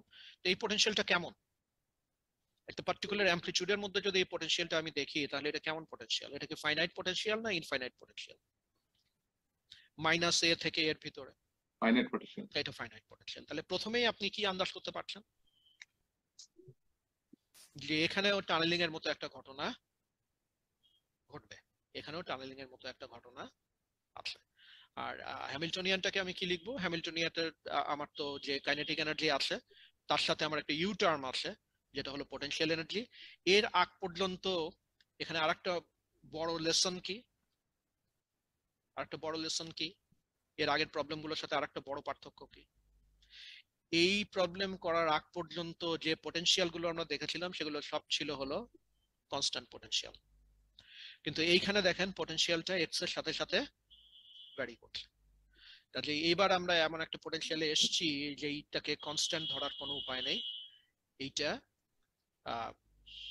এক্স এর সাথে সাথে ডিপেন্ডেন্স আছে। তো এটার সলিউশন কোয়াইট ইনভলভড, আমি সেখানে যাব না। সলিউশন যে কোনো বইয়ে আপনারা পাবেন। এখানে কিছু স্ট্যান্ডার্ড ইন্টিগ্রালের ব্যাপার আছে, হার্মাইটের পলিনোমিয়ালের ব্যাপার আছে। এই প্রবলেম সলভ করলে boundary condition and all the things আপনি যদি অ্যাপ্লাই করেন, তাহলে আপনি দেখবেন যে এখানে এনার্জি কোয়ান্টাইজেশনের একটা ব্যাপার আছে, এবং এইখানে এনার্জি কোয়ান্টাইজেশন হচ্ছে যে ফর দা এটা one dimensional problem. Quantum number হলো 0 1 2 3। এখানে 0 পয়েন্ট এনার্জি বলে একটা এনার্জি চলে আসে, যে একেবারে গ্রাউন্ড স্টেটে যখন n সমান 0, তখনও হারমোনিক অসিলেটরের, কোয়ান্টাম মেকানিক্যাল হারমোনিক অসিলেটরের হাফ এইচ নিউ পরিমাণ এনার্জি থেকে যায়। এটা একটা মজার জিনিস যে এই এনার্জিটুকু যে শুধু হারমোনিক অসিলেটরে থাকে তা না, যে কোনো সিস্টেমেরই আসলে what ever be the system, তার এই 0 পয়েন্ট এনার্জি আছে যদি সেটা কোয়ান্টাম মেকানিক্যাল সিস্টেম হয়। এবং একদম প্রথম ক্লাসে বলেছিলাম যে এই জগতে যা কিছু আছে সবই আসলে কোয়ান্টাম মেকানিক্যাল, যদিও আমরা সব জায়গাতে কোয়ান্টাম মেকানিক্স অ্যাপ্লাই করি না এই কারণে যেটার প্রয়োজন হয় না।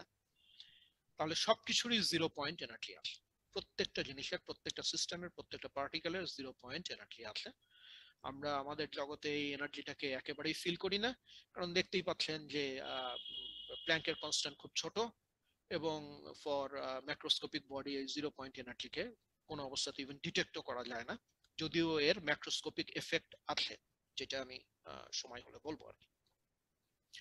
তাহলে দেখা যাচ্ছে যে এখানে এনার্জিটা n এর সাথে লিনিয়ারলি ভ্যারি করে, এবং এইখানে কতগুলো জিনিস দেখিয়েছে আমি মনে করি যেগুলো দারুণ। এইরকম কোন এনার্জি লেভেল আপনারা কি দেখেছেন যেখানে এনার্জিটা ভ্যারি করে 1/n²? হাইড্রোজেন। তার মানে কুলম পটেনশিয়ালের জন্য যে এনার্জি, সেই এনার্জিটা ভ্যারি করে 1/n²। এইরকম কোন এনার্জি কি দেখেছেন যেখানে এনার্জিটা ভ্যারি করে with n²? Equal to mc square Einstein. না না না, এইরকম এনার্জি আপনারা একটু আগেই দেখেছেন। হাফ কে এক্স স্কয়ার? না স্প্রিং না, এটা তো এনার্জি না। না, এই এনার্জিটা হলো আপনারা যে একটু আগে যে ইনফাইনাইট ওয়েল পটেনশিয়াল দেখেছিলেন না, সেখানে দেখেন এনার্জি আইগেন ভ্যালু গুলো n² এর সাথে ভ্যারি করে। এইটা হলো ইনফাইনাইট ওয়েল পটেনশিয়ালের জন্য এনার্জি লেভেল। হ্যাঁ, এই যে আমরা দেখেছিলাম, আমরা যাই একটু দেখি, ভালো করে মজাগুলো পাওয়া প্রয়োজন আর কি।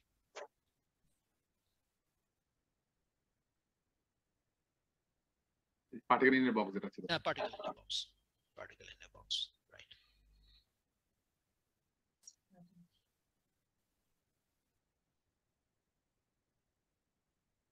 এই যে দেখেন এনার্জির ভ্যারিয়েশনটা কিসের সাথে হচ্ছে? n² এর সাথে, তাই না? আর বাকি সমস্ত টার্মই আমার ওই প্রবলেমের জন্য কনস্ট্যান্ট। তাহলে ডিপেন্ডিং অন দ্য প্রবলেম, যে প্রবলেমের নেচারটা আসলে পটেনশিয়াল নিজে ঠিক করে দেয়, সেই প্রবলেমের উপর নির্ভর করে আসলে এনার্জি আইগেন ভ্যালু গুলো কেমন হবে সেগুলো বোঝা যায়। যদি পটেনশিয়াল হয় 1/r, মানে কুলম্ব পটেনশিয়াল, যেটা 1/r এইভাবে ভ্যারি করে, যদি পটেনশিয়াল হয় কনস্ট্যান্ট, যেটা হলো ইনফাইনাইট ওয়েল বা ফাইনাইট ওয়েল পটেনশিয়াল, যদি পটেনশিয়াল হয় হচ্ছে হাফ কে এক্স স্কোয়ার বা কে আর স্কোয়ার, 3 ডাইমেনশনে আমরা আর স্কোয়ারের কথা বলবো, সেখানে কিভাবে ভ্যারি করে। এই ছবিগুলো খুব ইন্টারেস্টিং, এবং আমি আপনাদের বলবো যে আপনারা সুযোগ পেলে ছাত্রদের এই ছবির সাথে পরিচয় করিয়ে দেবেন, কারণ ছবির ভিতরে অর্ধেকটা ফিজিক্স লুকিয়ে থাকে। ছবি ভালো করে বোঝা মানে ফিজিক্স ভালো করে বোঝা। এবং আরো কতগুলো জিনিস আছে, যেহেতু এটা 1/n স্কোয়ারে ভ্যারি করে, দেখেন একটা লেভেল থেকে আরেকটা লেভেলের যে এনার্জি ডিফারেন্স, এই ডিফারেন্স গুলো কমতে থাকে। গ্রাউন্ড স্টেট থেকে ফার্স্ট এক্সাইটেড স্টেটে যতখানি energy difference, first excited state থেকে সেকেন্ড এক্সাইটেড স্টেটে এনার্জি ডিফারেন্স তার চেয়ে কম, তারপরে তারও কম, তারপরে তারও কম। এবং আপনারা জানেন যে যখন এন এর ভ্যালু খুব বেশি হয়ে যায়, তখন এদের ভিতরে ডিফারেন্সটা অলমোস্ট বোঝাই যায় না। এবং এটা নিয়ে কিন্তু বোর্ডের একটা প্রিন্সিপাল আছে। কি প্রিন্সিপাল? ওটা ক্লাসিক্যালি মুভ করে, হ্যাঁ, ওটাকে বলে correspondence principal. Correspondence principal classically move করে। বোর্ড সাহেব বললেন যে এন এর ভ্যালু যখন খুব কম, তখন আর এই ডিসক্রিট এনার্জি লেভেলের এফেক্টটা ভালো করে বোঝা যায় না, মনে হয় সব কন্টিনিউয়াস হয়ে গেছে। সেটাই করে, এবং এই ছবি থেকে কিন্তু সেটা বোঝা যায়। আর আপনি যখন ইয়েতে যাবেন, কি বলে ইনফাইনাইট ওয়েল পটেনশিয়ালে যাবেন, তখন দেখেন যে প্রথমে পার্থক্য কম, তারপরে পার্থক্য বেশি, তারপরে পার্থক্য আরো বেশি। যত উপরে যাবেন তত পার্থক্য দুটো লেভেলের ভিতরে বাড়তে থাকবে, কারণ এটার ভ্যারিয়েশন হলো এন স্কোয়ার। আর হারমোনিক অসিলেটরের পটেনশিয়াল দারুণ, যেখানে প্রত্যেকটা 0 পয়েন্ট বাদ দিয়ে প্রতিটা লেভেলের ভিতরে এনার্জি লেভেলের যে ইন্টারভেল সেটা সমান, কারণ ইট ভ্যারিজ উইথ এন স্কোয়ারের কোনো ব্যাপার নাই। তো দিস আর ওয়ান্ডারফুল থিংস, যেগুলো ছাত্রদের ভিতরে গেলে তারা অনেক কিছু ধরতে পারবে আর কি। তো এইখানে কতগুলো জিনিস আছে, যে ওয়েভ ফাংশন গুলো আছে। দেখেন এখানে ওয়েভ ফাংশন গুলো বিভিন্ন এন এর ভ্যালুর জন্য ওয়েভ ফাংশন গুলো দেখানো হয়েছে। এটা হলো গ্রাউন্ড স্টেট, এটা হলো গ্রাউন্ড স্টেট। গ্রাউন্ড স্টেটে দেখা যাচ্ছে যে এই হচ্ছে ওয়েভ ফাংশনের চেহারা, ওই যে বাইরের দিকে বেরিয়ে গেছে, যাবেই, যেটা আমরা প্রথমে ধরে নিয়েছিলাম, যেখানে টানেলিং হচ্ছে। এটা হলো গ্রাউন্ড স্টেটের অবস্থা ওয়েভ ফাংশনের। এইটা হলো প্রথম স্টেটের জন্য, এটা সেকেন্ড স্টেটের জন্য, এটা থার্ড স্টেটের জন্য। এবং এইখানে গ্রাউন্ড স্টেটের প্রবাবিলিটিটা দেখানো যাচ্ছে। এখানে গ্রাউন্ড স্টেটের প্রবাবিলিটি ডিস্ট্রিবিউশন ফাংশনটা কোথায় পিক করেছে? মধ্যে। তার মানে মধ্যে পাওয়ার সম্ভাবনা সবচেয়ে বেশি। একটু আগে আমরা যখন কিসের কথা বলছিলাম, এই যে ইনফাইনাইট ওয়েল পটেনশিয়ালের কথা, পার্টিকেল ইন এ বক্সের কথা বলছিলাম, তখন আমরা বলছিলাম যে আসলে তো মধ্যেই পাওয়ার কথা, তাই না? কারণ এই কোনায় কেন থাকবে, ওই কোনায় কেন থাকবে, মধ্যে থাকার সম্ভাবনাটাই সবচেয়ে বেশি। কিন্তু ক্লাসিক্যালি আপনি যদি চিন্তা করেন, একটা হারমোনিক অসিলেটরে মধ্যে পাওয়ার সম্ভাবনা কি আসলে সবচেয়ে বেশি? ইনফ্যাক্ট মধ্যে পাওয়ার সম্ভাবনা সবচেয়ে কম। কিন্তু কোয়ান্টাম মেকানিক্স বলছে মধ্যে পাওয়ার সম্ভাবনা সবচেয়ে বেশি। কেন আমি বললাম মধ্যে পাওয়ার সম্ভাবনা সবচেয়ে কম?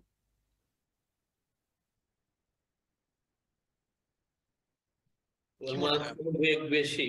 এক্স্যাক্টলি, চমৎকার। কারণ যখন অসিলেট করে তখন দুই প্রান্তে যে আসতে যায়, আর মধ্যেই সবচেয়ে বেশি স্পিড নিয়ে মধ্যের পয়েন্টটাকে সে অতিক্রম করে। তাহলে বেশিরভাগ সময় কি সে মধ্যে থাকে, না হয় এই প্রান্তে থাকে, নয় ওই প্রান্তে থাকে? প্রান্তে। হ্যাঁ, এই যে আমি বুঝতে পারছি না আপনারা দেখতে পাচ্ছেন কিনা, এই এখানে কিন্তু একটা সাদা লাইন আছে, সাদা লাইনটা দেখতে পাচ্ছেন? হ্যাঁ, ওইটা হলো ক্লাসিক্যাল আচরণ। ক্লাসিক্যাল প্রবাবিলিটি হওয়া উচিত ছিল এইরকম, যে দুই প্রান্তের দিকেই বেশি সময় পাওয়া যাবে, মধ্যে পাওয়া যাবে সবচেয়ে কম সময়। কিন্তু কোয়ান্টাম মেকানিক্স কিন্তু সেই কথা বলছে না। এখন এইটা কার জন্য? এইটা হলো গ্রাউন্ড স্টেটের জন্য। আমি যদি এখন কোয়ান্টাম নাম্বার বাড়িয়ে দিই, তার মানে এন এর ভ্যালু যদি বাড়াই দিই, এন এর ভ্যালু যখন 10, তখন প্রবাবিলিটির চেহারা হলো এরকম। একটা মজার জিনিস খেয়াল করেন, এখন এইটা কি মধ্যে পাওয়ার সম্ভাবনা বেশি না কোনার দিকে পাওয়ার সম্ভাবনা বেশি? ওনার দিকে পাশে চলে যাচ্ছে বেশি। পাশে চলে যাচ্ছে। তার মানে কোয়ান্টাম নাম্বার আপনি যত বাড়াচ্ছেন তত আচরণটা কিসের মতো হচ্ছে? ক্লাসিক্যাল হয়ে যাচ্ছে। ক্লাসিক্যালের মতো হচ্ছে। সো করেসপন্ডেন্স শুধু তো ওই বোর অ্যাটমের ব্যাপার না, এটা নেচারের যেখানেই আপনি যাবেন সেখানেই এই একই ঘটনা ঘটতে থাকবে আর কি। ঠিক আছে, তো এটা আমি বলতে চাচ্ছিলাম। এখন দুই একটা জিনিস আপনাদের জিজ্ঞেস করবো আমি।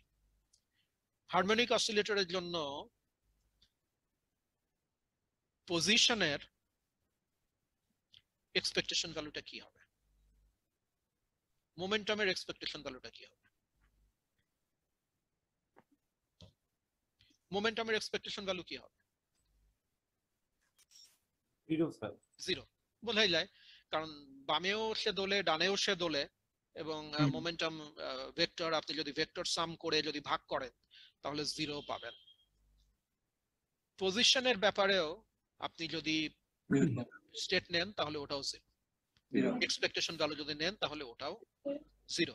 দুই পাশে যাচ্ছে এই জন্য। হ্যাঁ, কারণ সে দুই পাশেই সে দোল খাচ্ছে। দোল খাচ্ছে। ঠিক আছে, তাহলে এই জিনিসগুলো একটু খেয়াল করার বিষয় আছে। স্যার সিম্পল পেন্ডুলামের ক্ষেত্রেও তো একই অসিলেশন হচ্ছে, সেখানেও তো আমরা ক্রমান্বয়ে প্রান্তের দিকে কম গতিতে যাই, সেক্ষেত্রেও দুই পাশে ক্লাসিক্যালি বেশি দেখতে পাই মনে হয়। হ্যাঁ, ক্লাসিক্যালি বেশি দেখতে পাই, এবং সেই আচরণটা কোয়ান্টাম মেকানিক্যালি দেখতে চাইলে আপনাকে লার্জ এন লিমিটে যেতে হবে। ছোট এন এ যদি আপনি থাকেন তাহলে সেই আচরণ কোয়ান্টাম মেকানিক্যালি আপনি দেখতে পাবেন না, সেটা অন্য ঘটনা আর কি। এবং এইখানে ওয়েভ ফাংশনের একটা চেহারা দেখা আছে। যখন টানেলিং হয় তখন কি হয় দেখেন, এইটা হলো ব্যারিয়ার আমার। এইখানে এই ছবিতে এই যে মধ্যের যে জায়গাটা আছে সেটা হলো ব্যারিয়ার। এর আগে যে 1 2 3 ছিল এটা কিন্তু সেরকম না, এইটাই হলো ব্যারিয়ার, মধ্যেরটা হলো ব্যারিয়ার। এদিকে অনেকটা ওয়েভ লাইক, এইখানে এসে এক্সপোনেনশিয়ালি কমে যে আবার বের হয়ে এসে আবার ওয়েভ লাইক। তাহলে এইটা হলো ক্লাসিক্যালি ফরবিডেন রিজন। ক্লাসিক্যালি আপনি 2 নম্বরে কোনোদিন ঢুকতে পারবেন না। কোয়ান্টাম মেকানিক্স আপনাকে ঢুকতে দিয়েছে, কিন্তু ওইখানে সলিউশনটা হয়েছে এক্সপোনেনশিয়ালি ডিকেইং সলিউশন, ওয়েভের মতো নয়, এক্সপোনেনশিয়ালি ডিকেইং সলিউশন। তারপরে একবার যখন বের হয়ে এসেছেন তার মানে এই ব্যারিয়ারের আর কোনো এফেক্ট নেই, আপনি আবার ওয়েভ লাইক সলিউশনে চলে গেছেন। সো এইটাও আমি বলবো যে আমি জানি না আপনাদের সামনে খাতা কলম আছে কিনা, কিন্তু এগুলো খুব ইম্পর্টেন্ট পয়েন্ট আর কি। এই ছবিগুলো একটু মাথার ভিতরে নিয়ে এই যে একটু ইয়ে করে রাখা যে আসলে ঘটনাগুলো কিভাবে কোথায় ঘটে। স্যার এখানে কি একটা প্রশ্ন করতে পারি? জি জি প্লিজ। স্যার এখানে যে ব্যারিয়ারটা আমি ক্রস করলাম, তারপরে কি আলটিমেটলি এনার্জিটা ছোট মানে কমে যাচ্ছে বুঝাচ্ছে, এই জন্য ওয়েভটা না, মানে এনার্জি কমে যাচ্ছে কিনা সেইটা আসলে বোঝা যাবে আপনার ওয়েভলেন্থ থেকে। সেটাই বলছি ঠিক আছে, স্যার, এখানে যেমন কিন্তু ওয়েভের যে অ্যামপ্লিটিউড সেটা প্রবাবিলিটি ডেনসিটির সাথে সম্পর্কিত।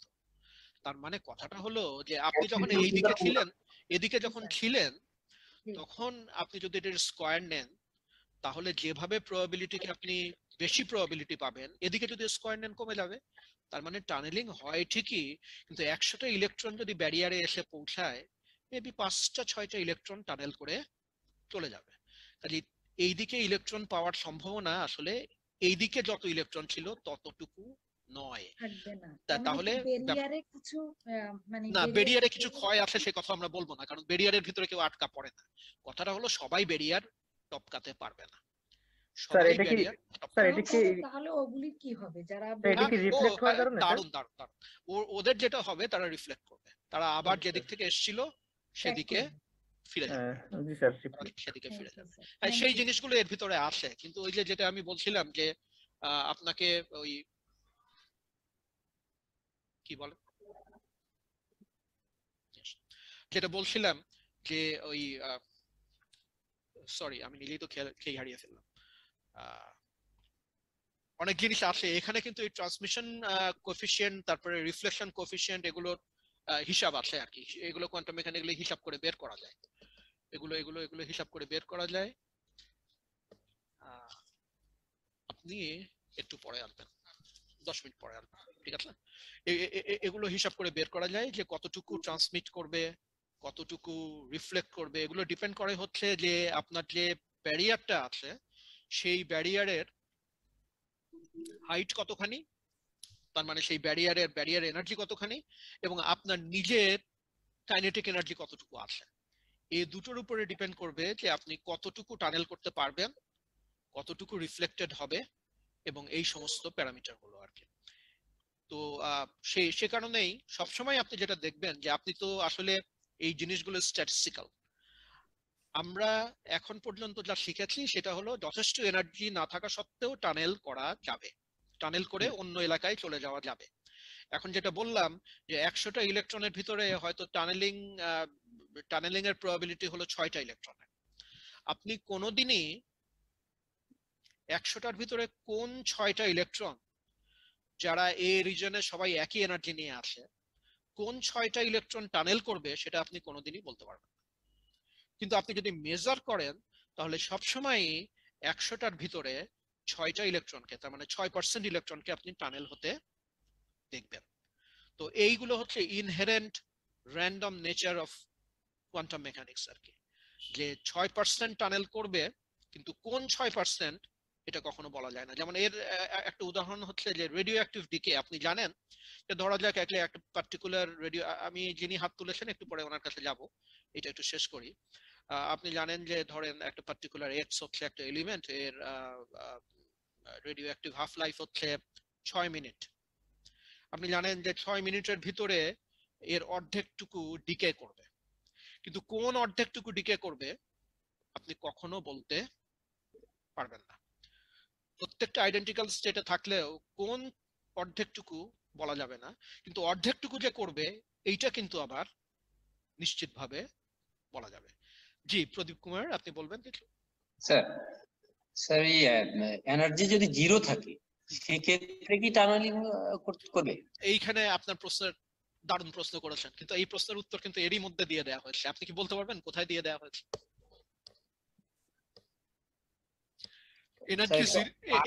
এনার্জি জিরো হওয়ার কোনো উপায় নাই কোয়ান্টাম মেকানিক্সে। You have to have 0 point energy.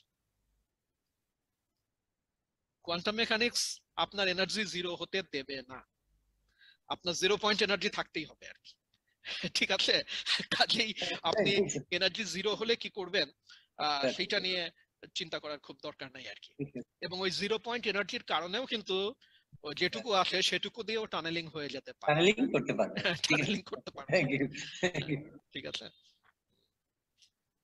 আচ্ছা টানেলিং নিয়ে এই যে যেটা বললাম ট্রান্সমিশন এবং এই যে ট্রান্সমিশন প্রবাবিলিটি বের করা যায়, এবং এখানে আমি এই কথাটা বলছিলাম, আমি শুধু আপনাদের একটু দেখতে বলবো যে এই যে ইকুয়েশন 5.99 এখানে ট্রান্সমিশন প্রবাবিলিটি বের করা হয়েছে কোয়ান্টাম মেকানিক্যালি।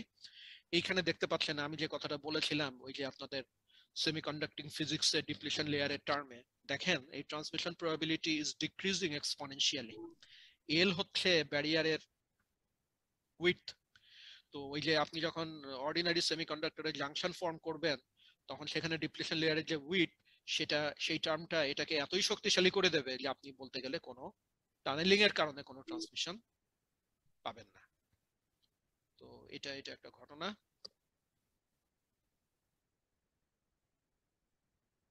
এখন পর্যন্ত আমরা যেগুলো টাচ করলাম সেগুলোর আমি একটু সামারাইজ করি যে কোয়ান্টাম মেকানিক্স এর যে প্রবলেম গুলো আছে, যে সলিউশনের নেচার এবং এনার্জি আইগেন ভ্যালু যা, এগুলো বেসিক্যালি ডিপেন্ড করে হচ্ছে পোটেনশিয়ালটা কেমন তার উপর। পোটেনশিয়ালটাই বলে দেয় যে আমার এনার্জি আইগেন ভ্যালু গুলোর চেহারা কেমন হবে, কোয়ান্টাম নাম্বারের সাথে এর ভ্যারিয়েশন কেমন হবে, ইত্যাদি ইত্যাদি। এবং সবসময় মনে রাখতে হবে যে সমস্ত কোয়ান্টাম সিস্টেমের 0 পয়েন্ট এনার্জি আছে, এবং মনে রাখতে হবে যে যদি পোটেনশিয়ালটা ফাইনাইট হয় তাহলে there is always probability for tunneling. মনে রাখতে হবে যে এই টানেলিং প্রবাবিলিটি যেটা থেকে ট্রান্সমিশন প্রবাবিলিটি বের করা যায়, যে ব্যারিয়ার ভেদ করে কত দূর চলে যাবে, কতগুলো যাবে তার একটা মেজার পাওয়া যায়, এটা ব্যারিয়ারের উইডথের সাথে এক্সপোনেনশিয়ালি ভ্যারি করে। তার মানে আপনি টানেলিং যদি দেখতে চান তাহলে আপনাকে ব্যারিয়ারটা কত শক্তিশালী শুধু সেইটা না, ব্যারিয়ারটা কত পাতলা কত থিন সেইটা একটা ইম্পর্টেন্ট প্যারামিটার। এই জিনিসগুলো আপনাকে চিন্তা করতে হবে। আমি এখন এর পরের ক্লাসে যাব হচ্ছে আপনার হাইড্রোজেন অ্যাটমে। সেইখানে যাওয়ার আগে একটু কথা বলি, এটাও খুবই গুরুত্বপূর্ণ। বারবার এই টার্মগুলো আসবে, বারবার আসবে, কিন্তু আমি দেখেছি ছাত্ররা এগুলো ধরতে পারে না একেবারেই। সেটা হলো এখন পর্যন্ত যে প্রবলেমগুলো আমরা দেখেছি, এই প্রবলেমগুলো ওয়ান ডাইমেনশনাল প্রবলেম। আপনি ইনফাইনাইট ওয়েল পটেনশিয়ালের কথাই বলেন, particle in a box, finite পটেনশিয়ালের কথা আমরা বলেছি, হারমোনিক অসিলেটরের কথা বলেছি, এগুলো সবই হলো ওয়ান ডাইমেনশনাল প্রবলেম। তো ওয়ান ডাইমেনশনাল প্রবলেমে আমরা যে কোয়ান্টাম নাম্বার পাই n, এই n এর ভ্যারিয়েশন হয়, এবং ওয়ান ডাইমেনশনাল প্রবলেমে যদি আমরা বলি যে n সমান 1 এর জন্য কয়টা কোয়ান্টাম স্টেট আছে, একটা পার্টিকেলের n সমান 1 এর জন্য আমরা জানি যে এখানে কি বলে প্রবলেমের নেচার থেকে বোঝা যায় যে একটাই কোয়ান্টাম স্টেট আছে। n সমান 1 এ একটা কোয়ান্টাম পার্টিকেল থাকবে, n সমান 2 তে একটা কোয়ান্টাম পার্টিকেল থাকবে, সেইভাবে প্রবলেমটাকে ডিফাইন করা হয়েছে। এখন এটা এই পার্টিকেল গুলো যদি ইলেকট্রন হয়, তাহলে n সমান 1 এ আসলে একটা না দুটো পার্টিকেল রাখা যেতে পারে পার্টিকেল ইন এ বক্সে, একটা আপ স্পিন নিয়ে একটা ডাউন স্পিন নিয়ে। দুটো পার্টিকেল রাখা যেতে পারে, একটা আপ স্পিন নিয়ে একটা ডাউন স্পিন নিয়ে। আর একটা ইলেকট্রন কি ওখানে রাখা যাবে? তিনটা কি রাখা যাবে?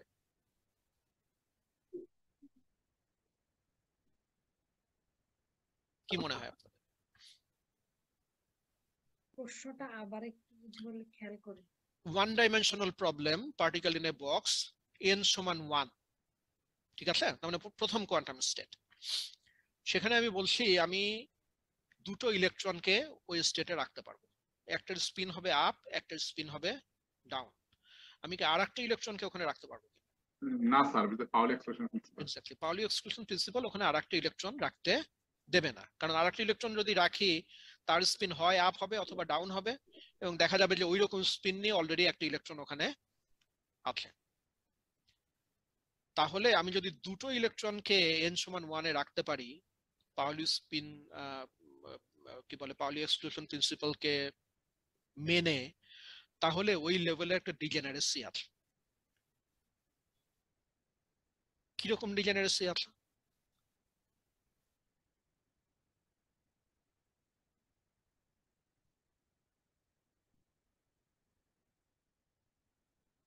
আচ্ছা, এটা আমরা একটু চিন্তা করব। আমাদের প্রবলেম যদি 2 ডাইমেনশনাল হয় বা প্রবলেম যদি 3 ডাইমেনশনাল হয়, তাহলে সেখানেও কিন্তু ঠিক এখানে যেভাবে কোয়ান্টাইজেশন হয়েছে ওইখানেও সেইভাবে কোয়ান্টাইজেশন হবে। কিন্তু 3 ডাইমেনশনের কথাই বলি, 3 ডাইমেনশনে, 1 ডাইমেনশনে যেমন শুধু n এর কথা চিন্তা করছিলাম, 3 ডাইমেনশনে ওয়াল কয়টা?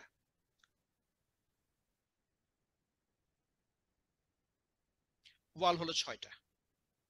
এক্স এর দিকে দুটো ওয়াল, ওয়াই এর দিকে দুটো ওয়াল, জেড এর দিকে দুটো ওয়াল, এবং দুটো এই 6টা ওয়ালের উপরে আপনাকে বাউন্ডারি কন্ডিশন অ্যাপ্লাই করতে হবে। এবং 6টা ওয়ালের উপরে বাউন্ডারি কন্ডিশন যখন আপনি অ্যাপ্লাই করবেন, তখন এক্স এর দিকের জন্য কোয়ান্টাইজেশন কন্ডিশন পাবেন, ওয়াই এর দিকের জন্য কোয়ান্টাইজেশন কন্ডিশন পাবেন, এবং জেড এর দিকের জন্য কোয়ান্টাইজেশন কন্ডিশন পাবেন। তাহলে তখন যে কোয়ান্টাম নাম্বার গুলো আসবে, সেগুলোর এক্স এর জন্য যে কোয়ান্টাম নাম্বার আসবে সেটার নাম আমরা দিতে পারি nx, ওয়াই এর জন্য যে কোয়ান্টাম নাম্বার আসবে সেটার নাম দিতে পারি ny, জেড এর জন্য যে কোয়ান্টাম নাম্বার আসবে সেটার নাম দিতে পারি nz। তাহলে টোটাল এনার্জি স্পেকট্রাম যেটা আমি তৈরি করব, সেটার জন্য কোয়ান্টাম নাম্বার গুলো আমি কিভাবে লিখব? এর আগে দেখেন পার্টিকেল ইন এ বক্সে আমরা কোয়ান্টাম নাম্বার লিখেছিলাম এনার্জির জন্য n স্কয়ার, লিখেছিলাম না? এই যে একটু আগে আমরা দেখলাম যে পার্টিকেল ইন এ বক্সে এনার্জি n স্কয়ারের সাথে ভ্যারি করে। তার মানে 1 এর জন্য যে এনার্জি, 2 এর জন্য তার এনার্জি 4 গুণ বেশি, তাই না? n সমান 1 যখন, তখন যা এনার্জি, n সমান 2 যখন, তখন এনার্জি তার তুলনায় 4 গুণ বেশি। ঠিক একই রকম কোয়ান্টাইজেশন 3 ডাইমেনশনেও আসবে। হ্যাঁ, একই রকম কোয়ান্টাইজেশন 3 ডাইমেনশনেও আসবে। তাহলে ওইখানে আমরা যেভাবে লিখি, ওখানে যে n স্কয়ারটা লিখি, সেই n স্কয়ার সমান আমরা লিখি n স্কয়ার সমান nx square plus ny square plus nz square. 3 জায়গা থেকে আমার কোয়ান্টাম নাম্বার আসে, x এর জন্য, y এর জন্য, z এর জন্য। তাহলে 3 ডাইমেনশনাল প্রবলেমে আমার কোয়ান্টাম নাম্বার কয়টা?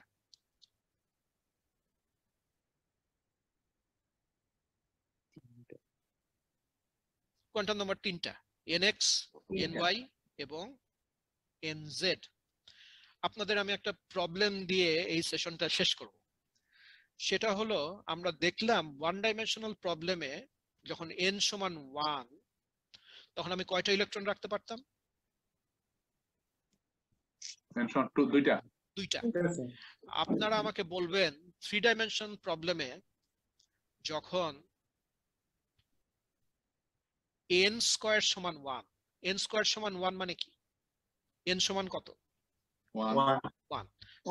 যখন n স্কয়ার সমান 1, একটু লিখেও নিতে পারেন, যখন n স্কয়ার সমান 1 তখন 3 ডাইমেনশনাল প্রবলেমে n সমান 1 কোয়ান্টাম স্টেটে আমি কয়টা ইলেকট্রন রাখতে পারবো? এখন উত্তর দিন। 6টা। না, তাহলে তার প্রবলেম দেয়ার ইয়া নাই। হ্যাঁ, আমি 6টা ইলেকট্রন রাখতে পারবো। আমি 6টা ইলেকট্রন রাখতে পারবো, কারণ n সমান 1 মানে কি? এক একটাই দুটো করে স্যার, হ্যাঁ, এক একটা দুটো করে, এক একটা ডাইমেনশনে দুটো করে রাখা যাবে, তাহলে 6টা। তাহলে 6টা ইলেকট্রন রাখা যাবে। তাহলে একটা মজার জিনিস দেখেন যে n স্কয়ার সমান 1 মানে হলো n সমান 1, আর এই n টাকে আমার বানাতে হবে nx দিয়ে, ny দিয়ে এবং nz দিয়ে, আর nz দিয়ে। n স্কয়ার সমান nx square, ny square plus n square plus nz square. কাজে বুঝতেই পারছেন যে কোনো একটাকে আমি 1 বানাতে পারবো, বাকিগুলোকে আমি 0 বানাবো, তাই না? nx 1 হলে বাকি দুটোকে 0 হতে হবে, ny 1 হলে বাকি দুটোকে 0 হতে হবে, nz 1 হলে বাকিগুলো 0 হতে হবে। আর nx যদি 1 হয় সেখানে আমি দুটো ইলেকট্রন রাখতে পারবো, ny যদি 1 হয় সেখানে আমি দুটো ইলেকট্রন রাখতে পারবো, nz যদি 1 হয় সেখানে আমি দুটো ইলেকট্রন রাখতে পারবো। তাহলে এইখানে n স্কয়ার বা n সমান 1 এর জন্য আমার কিন্তু 6টা ইলেকট্রন অ্যাকোমোডেট করার সুযোগ আছে। এই জিনিসগুলোকে বলা হয় ডিজেনারেসি, এই জিনিসগুলোকে বলা হয় ডিজেনারেসি।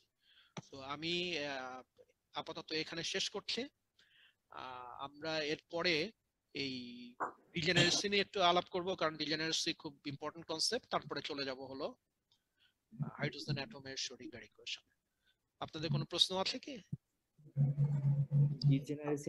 তাহলে স্যার 2 ডাইমেনশনালে তাহলে দুটো 4টা ইলেকট্রন রাখতে পারবো। তাই তো মনে হচ্ছে, তাই মনে হচ্ছে যে 2 ডাইমেনশনে আমরা 4টা ইলেকট্রন রাখতে পারবো। তার মানে ডাইমেনশন যত বাড়ে তত কি বাড়ে? লেভেল অফ ডিজেনারেসি বাড়ে। ডাইমেনশন বাড়ালে লেভেল অফ ডিজেনারেসি বাড়ে। এই যে উদাহরণগুলো আমি দিচ্ছিলাম, এই উদাহরণগুলো কোন ধরনের সিচুয়েশনের জন্য দিচ্ছিলাম? পার্টিকেল ইন এ বক্সের জন্য। এই একই জিনিস যদি আমি অন্য জায়গাতে নিয়ে যাই তাহলে কিন্তু এইভাবে সংখ্যার মারপ্যাচ খাটবে না, সেটাও খেয়াল করার বিষয় আছে আর কি।